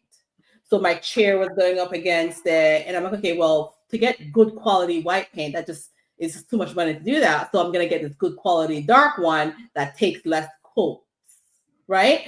So exactly. So like little things that you have to be mindful. And I wouldn't call that a pitfall. It's just different. It's just different, and if you want character, you're going to have to pay for it. Like the Portuguese tiles that I used in my kitchen are more expensive than all the other tiles. And I use them. Right. So it's just little things like that. Yeah. Like, I mean, talk about little things. I found that personal care products are more expensive here than they are in the States. Yeah. Deodorant and things like that. Like to get good deodorant, good toothpaste, you have to pay more than you do in the States. Yeah. So, half a dozen in one hand. And yeah, I use, this must be pretty decent paint because I do use those Mr. Clean sponges, the whiteout ones to get, yes, the makeup sponge, the makeup and all of that from around the light switches and stuff. I need to talk to our housekeeper about that because she's been missing that. But yeah, so that's just how that's how it is. The other thing, y'all, thank you, Dennis. Again, the European Union suggested stockpiling some food items. Yep, we checked that. Your man checked that, Dennis. 72 hours of supplies in case of disaster or attack because y'all's president was acting a zip damn fool and basically said that they're not going to support NATO. That's why we have to do this. So I mean, 72 hours worth of supplies is nothing. Yeah, we can definitely do that. But listen, deep freezers and things like that, the majority of people that's not a thing here. That's not a thing. And you don't have all the preservatives to preserve that stuff. That part too. So this is Petria. Hey, Petria, new name. Welcome, welcome, welcome. This is wonderful reposting in addition to your son's. How has the move changed your relationship or marriage? Oh, we're getting personal. Oh my God, that's so funny. I mean, lives. I think no matter what happened, whether you are moving states you're moving from Connecticut to Massachusetts, it doesn't matter. There are going to be good times and there are going to be bad times and there are going to be things that's going to annoy the hell out of you. Life will life. Yeah. And one thing I was going to point out earlier, which is we were talking about like life happens, and just because you move, just because you're in a better space mentally, doesn't mean that life isn't happening around you. Because being here for as long as we are now, we've seen changes, Talisi. People go through breakups, people go through divorces, people go through life. There's death, there's sickness, there's everything. So it doesn't matter where you are, life will life. And you will argue, and you will get a divorce, and you will find somebody, and you will be happy, and there are days you will be sad, and life will life. So, and we know people who have moved here married and have ended up getting divorced here. We do know those people. Because it's not a magic change for everybody. Because it probably should have been handled when they were in the States. Exactly. It's not magic. And shit will happen. And just because you move here doesn't mean you're going to stay together for the rest of your life. Doesn't mean that your kids are going to be happy. Doesn't mean that your kids are not be floating on clouds and dollar bills. It's nothing like that, right? So life will life. So think of whatever the situation is, to answer your question is, from renovations to school to pickup schedule to whatever it is, there's always be a challenge. When you have to drive a U-Haul truck across the United States from state to state, whatever, there will be some arguments. Yeah. So, the only thing that I can say to add on to that is that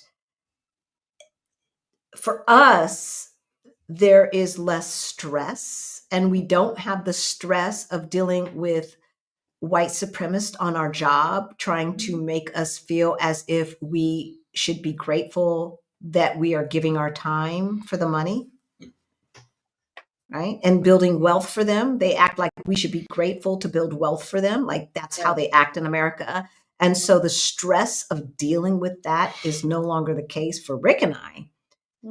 And so from that standpoint, we have a better relationship because we're not as stressed out.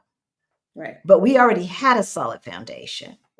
And that's the thing. It's like also too, I think what the move does is for anybody, what age, whether you're single or coupled up, it doesn't matter. I hope it does this for everybody, because it did this for me. That allows you now to be more clear on the things that matter. Right? Like what you want, what you don't want, what you believe you've been putting up with, or what you believe that you become more clear on what matters. And so you can now solidify a relationship on those things, right? So because your point, you're not thinking about all the other stuff. Exactly. Because listen, the United States can wear you out. There is Black American family in Portugal. It won't be that hard. There's lots of Black families here. There's lots of Black families, both Portuguese and immigrant that speak Portuguese Black families, as well as English speaking Black families here. Lots. Did you have any reluctancy about purchasing this property, and how long was the search? Oh yeah. How long did you search? So I was looking semi-seriously starting in 2021. summer of 2021. When I say semi-seriously, meaning like, let's see what's available. Let's see what's possible. Right. I didn't see my first house in person until summer of 2022. And then September 22, the offer went in on this one. And by June 2023, it was closed. We were here. Yeah. We could have taken advantage of some prospects like that. Like we were here when you were looking. Yeah. Yeah. But yeah. But because we were new, like had we been looking, since 2018, 2019, like you, maybe we could have had the mental capacity to take advantage of something like that. But there's, and here's the other thing, y'all. We had the money. So we had the means. We were in the right place at the right time, but we were not mentally ready, y'all, because moving out of your home country is a big step. Yeah. And it would have been different if we were like Nicole and had been thinking and dreaming about this for 4 or 5 years in advance, but we hadn't. We made the decision and we were already in the process of moving before we had even visited Portugal. So it was not feasible for us to take advantage of the pricing that we could have obtained when we first got here. And we probably even if you did, though, let's say you say, okay, well, man, I should have done that. It probably wouldn't have been the right thing for you at the right time, right? I think there are people who are buying now, like just buying their first house now at whatever age. It's like, oh, I should have done it sooner. No, because it probably wouldn't have been the same for you. Because I know people who have bought houses and totally regretted it and decided that no, they're better renters than they are homeowners. And it's everybody's experience for themselves, right? So it's Exactly. You could have done it. And I knew that we wanted to buy a building back in those days, but now I'm not sure if Portugal's the place that we want to buy.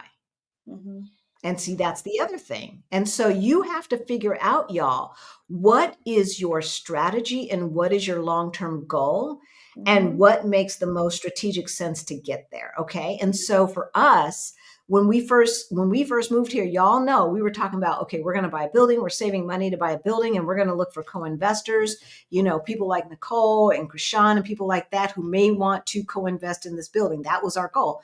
And then 45 became 47 and changed the dynamics of Europe. Yeah. And so now I am not feeling as emotionally secure enough to put down that kind of investment here. So no, it probably would not have been right for us at that time. Again, had we had Portugal on the mind in 2017, that'd have been a different story. But because homeboy didn't find it until what? Early COVID? Early lockdown? Me? Yeah, you homeboy. He's the one who's the reason why we here. You homeboy. Like he didn't come out of his man cave talking about, oh, we moving to Portugal until mid COVID, right? That's how fast we made the decision. Because June 2022 we were here. Yeah. Life and its movement from a better life, is done scared, but you must lean into and watch what opens up. Oh, it can be done even when you're scared. Yes, Greta, exactly. And I can't say that we weren't a little bit scared and intimidated. I mean, we had never lived in any place except for the United States, right? I'm so scared and intimidated on the little things, like. Yeah, but you just do it anyway. Yeah, don't let it get the best of you.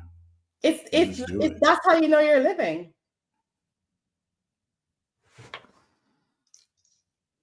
And that's how you test your mettle.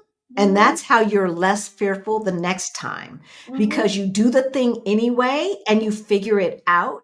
And when you get to the other side, you're like, oh, I remember right after I had our youngest, I was like, because during it, I was like, I'm never doing this again. Listen, because I'm cussing in my otherwise you wouldn't have gratitude, you wouldn't have testimony, you weren't doing any of that. Like, gratitude comes because something was challenging or scary, or otherwise you're not grateful for anything because everything is just like that smooth part. and perfect, and you're just sitting there stagnant. Right? Exactly. Same with having kids, because right after that kid, like before or during is like, I'll never do this again. How dare you? Fuck you. You did this to me, you asshole. And then after, the pain is gone and the baby's there, you're like, oh, this wasn't so bad. You're like, whose idea was this? And you're like, oh, these kids, I couldn't live without them. Exactly. Hello, everyone. Hey, Danette. So does everyone agree that 62 is too old to buy a house or condo? No, that's not what we're saying. No, absolutely not. No. I think 62 may be too old for someone who does not have their financial act together. Maybe does not have a good emergency fund, nice, strong, healthy emergency fund, and is thinking about retiring all at the same time. Like, maybe that person might be too old, right? But as an age in general, no, absolutely not. And because some people at 62 can pay cash, Danette. Yeah. We could pay cash for some houses, but yeah. So yeah, no. It's all about, what is your financial plan and strategy? Okay. So you have to figure out what your goal is and then work towards that. Okay. Buying a house is not necessarily in everybody's financial plan to get to where they want to be as far as financial independence goes. Buying a home is not necessary for financial independence. So it depends on what you are trying to do, and then what is the strategy, and then the tactics that you're going to take to get there. And so perhaps 62 can be too old for some folks based upon their strategy. But just to say in general, absolutely not. Absolutely not.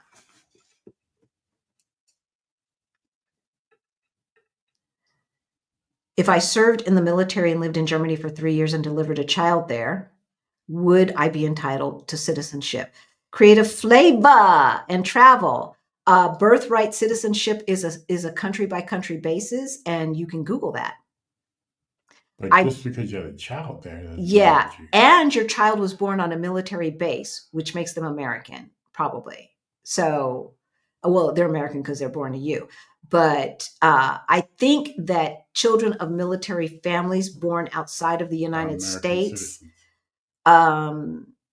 You can check Germany. Was it Germany? Yeah, you can check Germany to see if they have birth. If you're born there, do you get citizenship? That's the Google. Okay. But that wouldn't make her a child if that was the case, not her. Right. Her child. And that's the whole argument in the United States about, because it's always the brown people who are coming to the United States and then dropping babies so that they can have an anchor baby.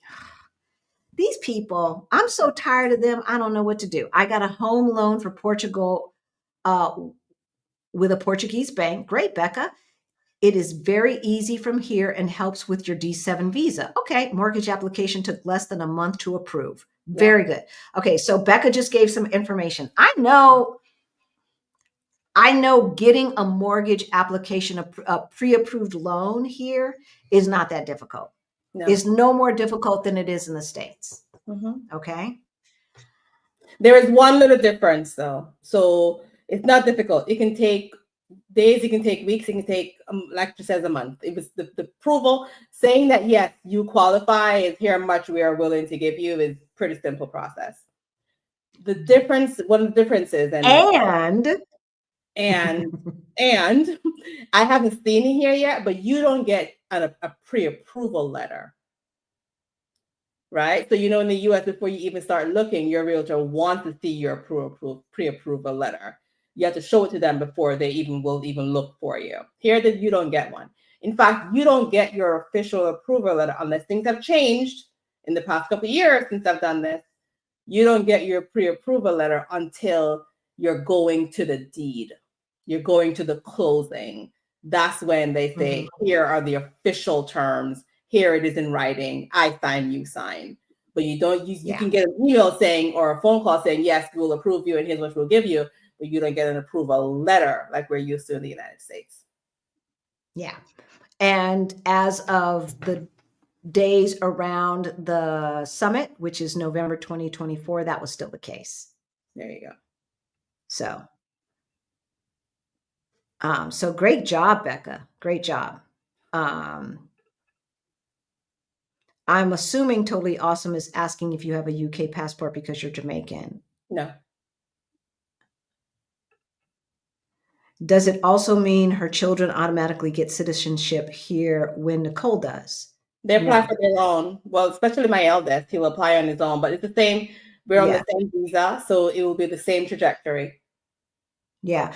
I mean, they will qualify, but her oldest is legally an adult because he's 19, right? Yes. So about to be 20.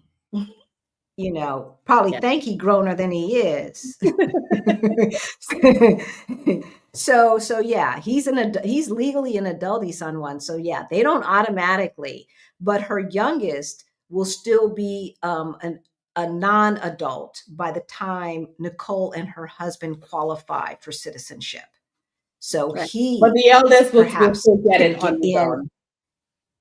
Yeah, will have to do it on his own. Yeah. So. But interesting question. I have 500,000 in equity in U.S. home at 2% interest. Very good, Anna. Would selling my home and investing in rental property in Portugal or Mexico make sense? I'm 59, educator and business owner, and can buy property. Now, Anna, baby, I don't know. It could make sense. It could. It could not make sense. It just depends on what you're trying to do. All right. So this is a kind of question that we would have on a one-on-one call. If you want to book a one-on-one call with us, that information is in the description below. This is the kind of information that we might have in a Beyond the Bling group coaching session to talk about what all of the ramifications are with that choice and what questions you should be asking yourself. But there's no way that we could give you an answer that would make sense with this information, because it all depends. 2% obviously is a great rate, and you're not going to find that rate today. So that's that. Would it make sense for you to rent out your home? I don't know. Do you feel like being a landlord? I don't know. If you're talking about a rental property in Portugal or Mexico, I'm assuming that you don't mind being a landlord. Will buying a property in Portugal be a better investment than buying a property in America? Maybe, but maybe not. It depends. And Mexico the same way. And then in Mexico, you can't buy a property as you can in Portugal and in the United States. For instance, you didn't have to sign anything, Nicole, right? Saying that you're only going to own this for 99 years, correct? Yeah. Once it's paid off, you own it indefinitely. And then your babies own it if you guys, or when you guys transition on. Yeah. So, but in Mexico, on the other hand, you sign something that means you only own it for 99 years. And then after that, I have no idea what happens. I have no idea. So every country is very different. And so it really, really, really depends on what you're trying to do. What are your goals, right? Mhm. And so we cannot give blanket answers like that. And it wouldn't be smart for anybody who would give you a blanket answer. You don't want to listen to them. Yeah. What happens to the house after reverse mortgage when a homeowner passes? Hey, totally awesome. If there's family involved, they give them a chance to pay the loan off. And if they don't, it goes to whoever owns it, which we found out it goes to pretty much the government, HUD, Mm-hmm. It's a scam. or Reverse mortgage. whoever owns the note. The no, yeah. Reverse mortgages are a scam, and they are a scam to extract wealth from working families in America, and they've succeeded. And so yeah. And don't wait. Like if somebody has passed in your family and they had a reverse mortgage, do not wait. Do not wait. Like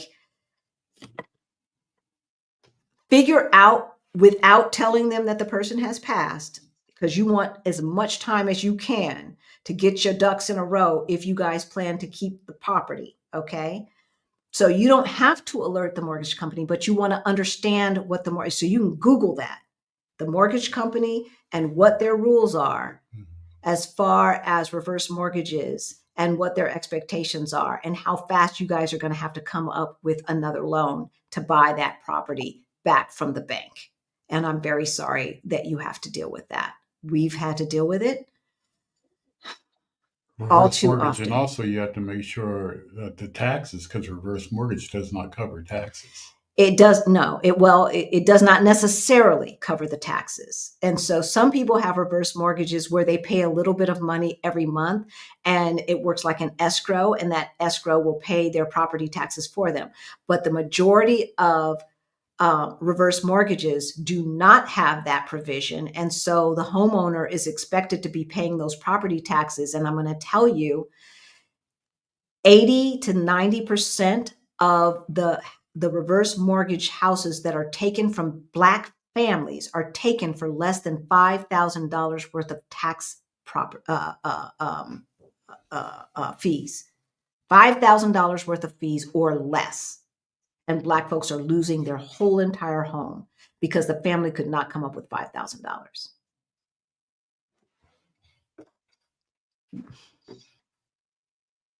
Just pisses me off. They are happy to scam you at any age in the US. That's what reverse mortgage is all about, as far as I'm concerned. As far as I'm concerned, it's a big scam. Yeah. And yeah, it was 350 fixer upper or 500,000, 350,000, I guess, fixer upper or 500,000 K. I got approved for mortgage in Portugal. Oh, wow. Okay. Luxury bucket list. Okay.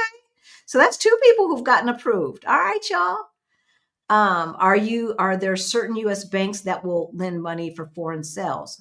I wonder, since you cannot get a loan beyond your certain age in Portugal. Yeah, I don't know, someone. That's a I've good heard of a question. couple. I've heard of a couple here. Have There you? people who got mortgaged through a U.S. bank for a property here in Portugal. I don't hear it very often, but I've heard of a one or two here or there.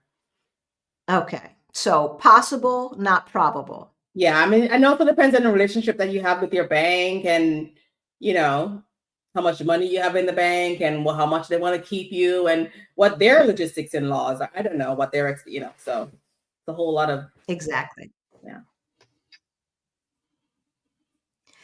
Hey, Jage, there's ageism in the world, and I have no idea about business loans. First of all, and we do not preach business loans. Jage, we need to talk. All right, I'm not sure what kind of business you expect to start in Portugal, but Portugal is so different than the United States. It is so different and so the same in some ways, right? It's so the same in kind of, I don't know, what you expect culture wise, but then so different culture wise. And so before you think about old school 20th century brick and mortar businesses, Come here, spend some time, know the people. Portuguese people are very different, and expats are very different than Americans, right? Yeah. Do you pay annual property taxes Yeah. like we have to do in the US? How Yeah. how do property taxes work? Do you just pay once a year? Do they have like an escrow system in your mortgage like they do in the US? No. So I've gotten two bills. So it's like, I think it's biannually. Okay. And it's not as expensive as the United States. Okay. Yeah. I mean, others may be And different, but mine comes biannually. okay. And here's the thing. I don't know how it works here. I'm going to tell you, y'all. But property taxes are county. Mm-hmm. So there are over 3,000 counties in the United States. That means there are over 3,000 different tax schemes when it comes to property taxes. Mm-hmm. So your understanding, Isan One, and whomever else, about what property taxes are in the United States, and my understanding, and then the understanding of somebody in Florida, and then the understanding of somebody in Washington State are four total different things. Mm-hmm.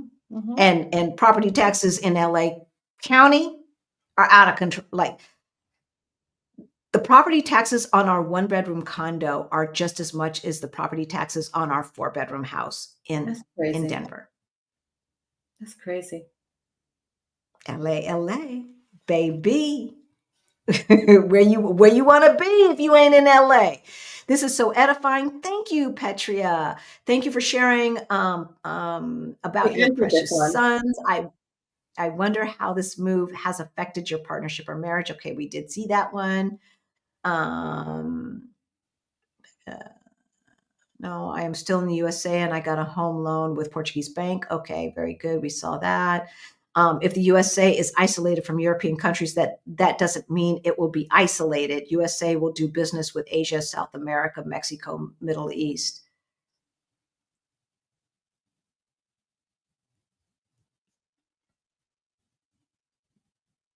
I mean, they'll do business everywhere. I don't think the isolation is a business situation. I think, when we say isolation, we're talking about the isolation of people. The people, they will do business everywhere. Doesn't mean that it's a different kind of relationship. So.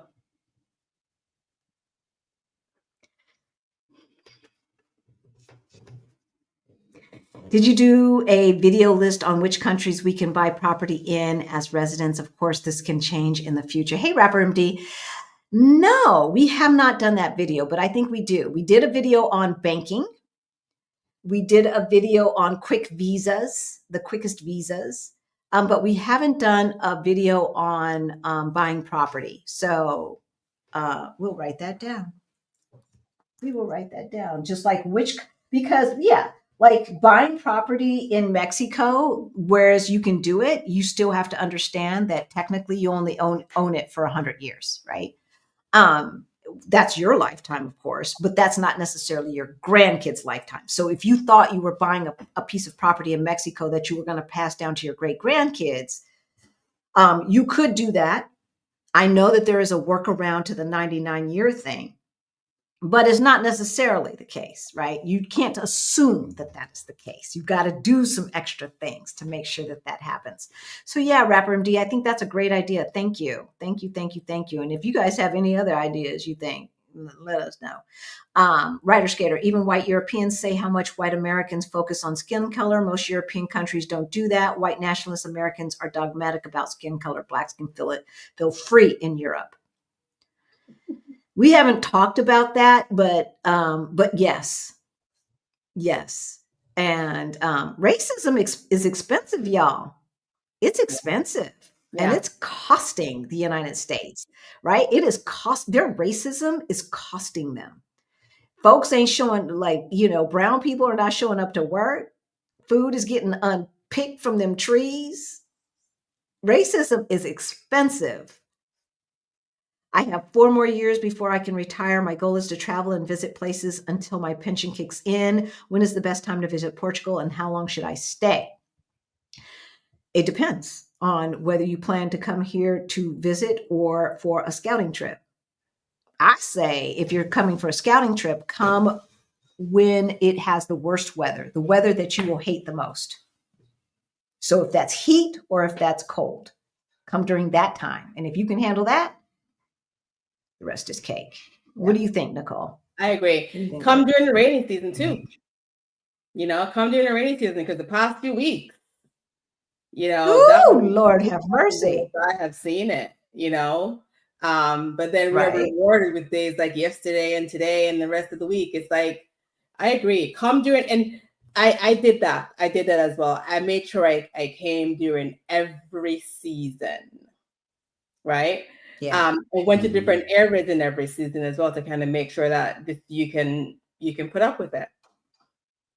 Yeah, yeah. I mean, I think spring and fall are the easiest. Yeah. And I But- don't mind the summer, actually. I think it's a different kind of heat, which I don't mind, but spring and fall are definitely the easiest. And I love the fact that, you know, summer weather technically starts now in March and it goes all the way through the beginning of November, you know? Yeah, exactly. And our cold season really is quite short, comparatively speaking. Hey, Anna, I hope I'm pronouncing your name right. It is Querétaro, Queretaro. In American, we'd say Querétaro, Querétaro, Queretaro. We will be there in September to celebrate Rick's birthday. Hi, everyone. I love this channel, and we're taking note of all the great informative information to make plan A, B, C, and more. Yes, doctor. Yes. Trippin'. I'm going backwards. So some of this stuff is kind of old. I have a 17-year-old elite soccer player who will be entering senior year in the fall. What are your thoughts on transitioning this child out of the U.S.? Football, F-U-T-B-O-L, is much bigger outside of the United States, Elizabeth. And so the unfortunate thing about soccer / football is that I believe the international rules are if you move to help your kid, that's against the rules. You may know more than we do. We're just going by other soccer moms and dads that we know. But it's a thing here. There are leagues here. There's good training here and all over Western Europe. And and probably South America as well. Yeah, and there are leagues. There's one particular league here that actually started in Jamaica, in the United States, in Boston, where I came from, and it's called Vallejo, and they have a league here in Portugal as well. It's fairly new, so they started playing here. It's called VALEO.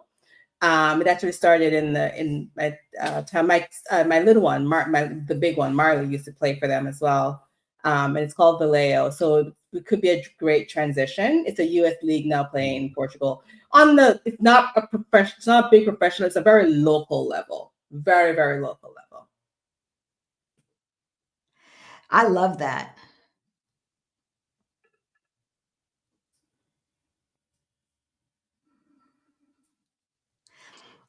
Do you have any tips about looking for mold? Yeah, I mean, at the end of the day, mold is normal, right? And I saw something come through the other day, earlier today, in the chat saying that mold in Portugal is a problem. We all know it's a problem. It can be a problem. It doesn't have to be, but it can be a problem. There are certain steps that you can take to eliminate mold or cut down on mold, like opening your windows or all these other things.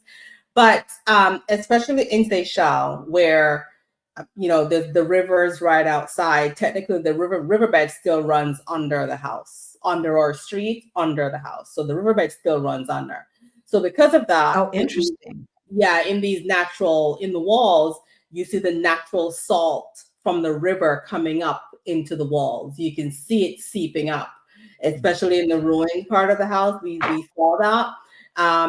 what my contractor did was great. He put several different, there's like this black tar type thing that you can use to seal the walls. He put some other things on there to make sure that it doesn't rise up, right? And there's some other technical things that he did, like that kind of stuff doesn't come past 1 meter of the ground floor. So you can put it just 1 meter from the ground or all the way up the wall. You can do that to kind of seal that off. Because it's a very old building, a very old house, and because the river does go under it and the salt is still there, we also ended up putting drywall. So in addition to the tar thing that seals it, so it's waterproof, it doesn't come through, there's also insulation, and then there's drywall. So I don't get any of that moldy, thick stuff. So. And you're 2 streets from the water or 3 streets? 1 street from the water. 1 street. Yeah, I thought it was this street and then that street. So there's just okay, I would count that. I have a water view with 1 row in front of me. Okay, I would count that 2 streets, but that means I'm counting your streets. So 1 street, 2 streets. So yeah, 1 block, 1 block from the water. Yeah, and that river still goes under. Yeah.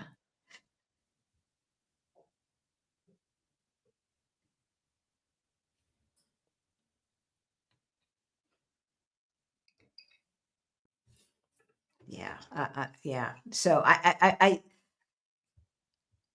don't think that I realized that water ran underneath some of these houses. But not surprising. Definitely not surprising. They're trying to go after the African American Museum in DC now. Okay. All right, we're gonna let y'all go. We're gonna let y'all go. It's been 3.5 hours. We've talked long enough. Oh, damn.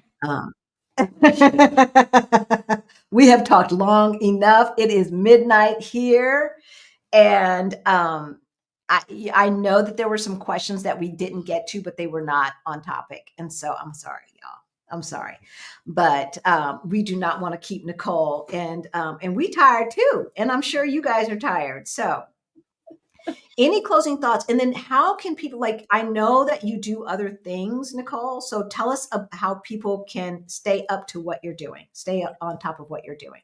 Yeah. So the best way to find me right now is on Instagram at Nicole S. Barrett. And I run a travel and lifestyle brand called the Saudade Life, which is travel, food, and wine experiences.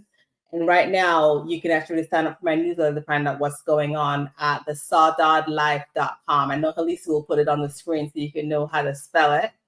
But at the end of the day, I just put it in the chat. Yeah. At the end of the day, what I love to do is travel and show people different types of experiences. The kind of set your soul on fire, not the typical see this, see that, but to actually give you an opportunity within a space or destination to feel it, touch it, experience it, and have some of the best memories. I recently did a with Krishan and a few other people, a food and wine experience in Alentejo, and I have a couple more of those. I have a couple more of those coming up soon. So go to the website here for more information on that. I love it. I love it. And then all of her contact information will be in the description below to her Instagram, which is Nicole Barrett. And I will put that. Nicole S. Barrett. Nicole S. Barrett, yes. And then also the Saudade Life. And Saudade means a longing. It's a very Portuguese thing. And and I wanted to create a local travel brand because yes, Saudade means longing, it means nostalgia, it means loss. But also to feel a loss for something, you have to have had loved it, right? And exactly. So I want to create experiences that you absolutely love here in Portugal, so that when you're not here, you're like, Saudade, that's the feeling that I'm feeling, and I'm not able to express it. So if you live a life of Saudade where you're finding that it's okay that you lose it, it's okay that it's not going to come back, it's okay that you may not have it every couple of years, but whatever, once in a while, but you live a life that's a Saudade life, a kind of life that sets your soul on fire, that you long for it. So. Exactly. I love it. A very, very Portuguese. And it's I don't know that we have a word that means all of that in No, English. there's no English But we translation. understand it. I know there's not. I mean, a longing is does not do it justice. But in any event, thank you, Nicole. Thank you Thank so you. much.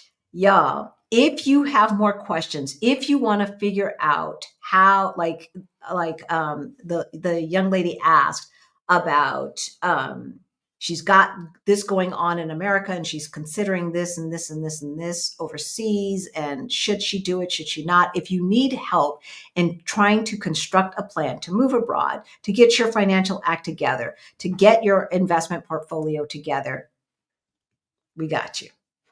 That information is in the description below. You can book a one-on-one call with us or join our financial independence program, which is Beyond the Bling. Otherwise, catch us on Facebook at Fire Over 50. And other than that, we'll see you next week. See you next week. Oh, bye guys. It was great. Thank you for having me. And it was lovely to see all your names and faces on the screen too, guys. So bye. Right. Absolutely. Stick around, Nicole. One sec. Bye, y'all.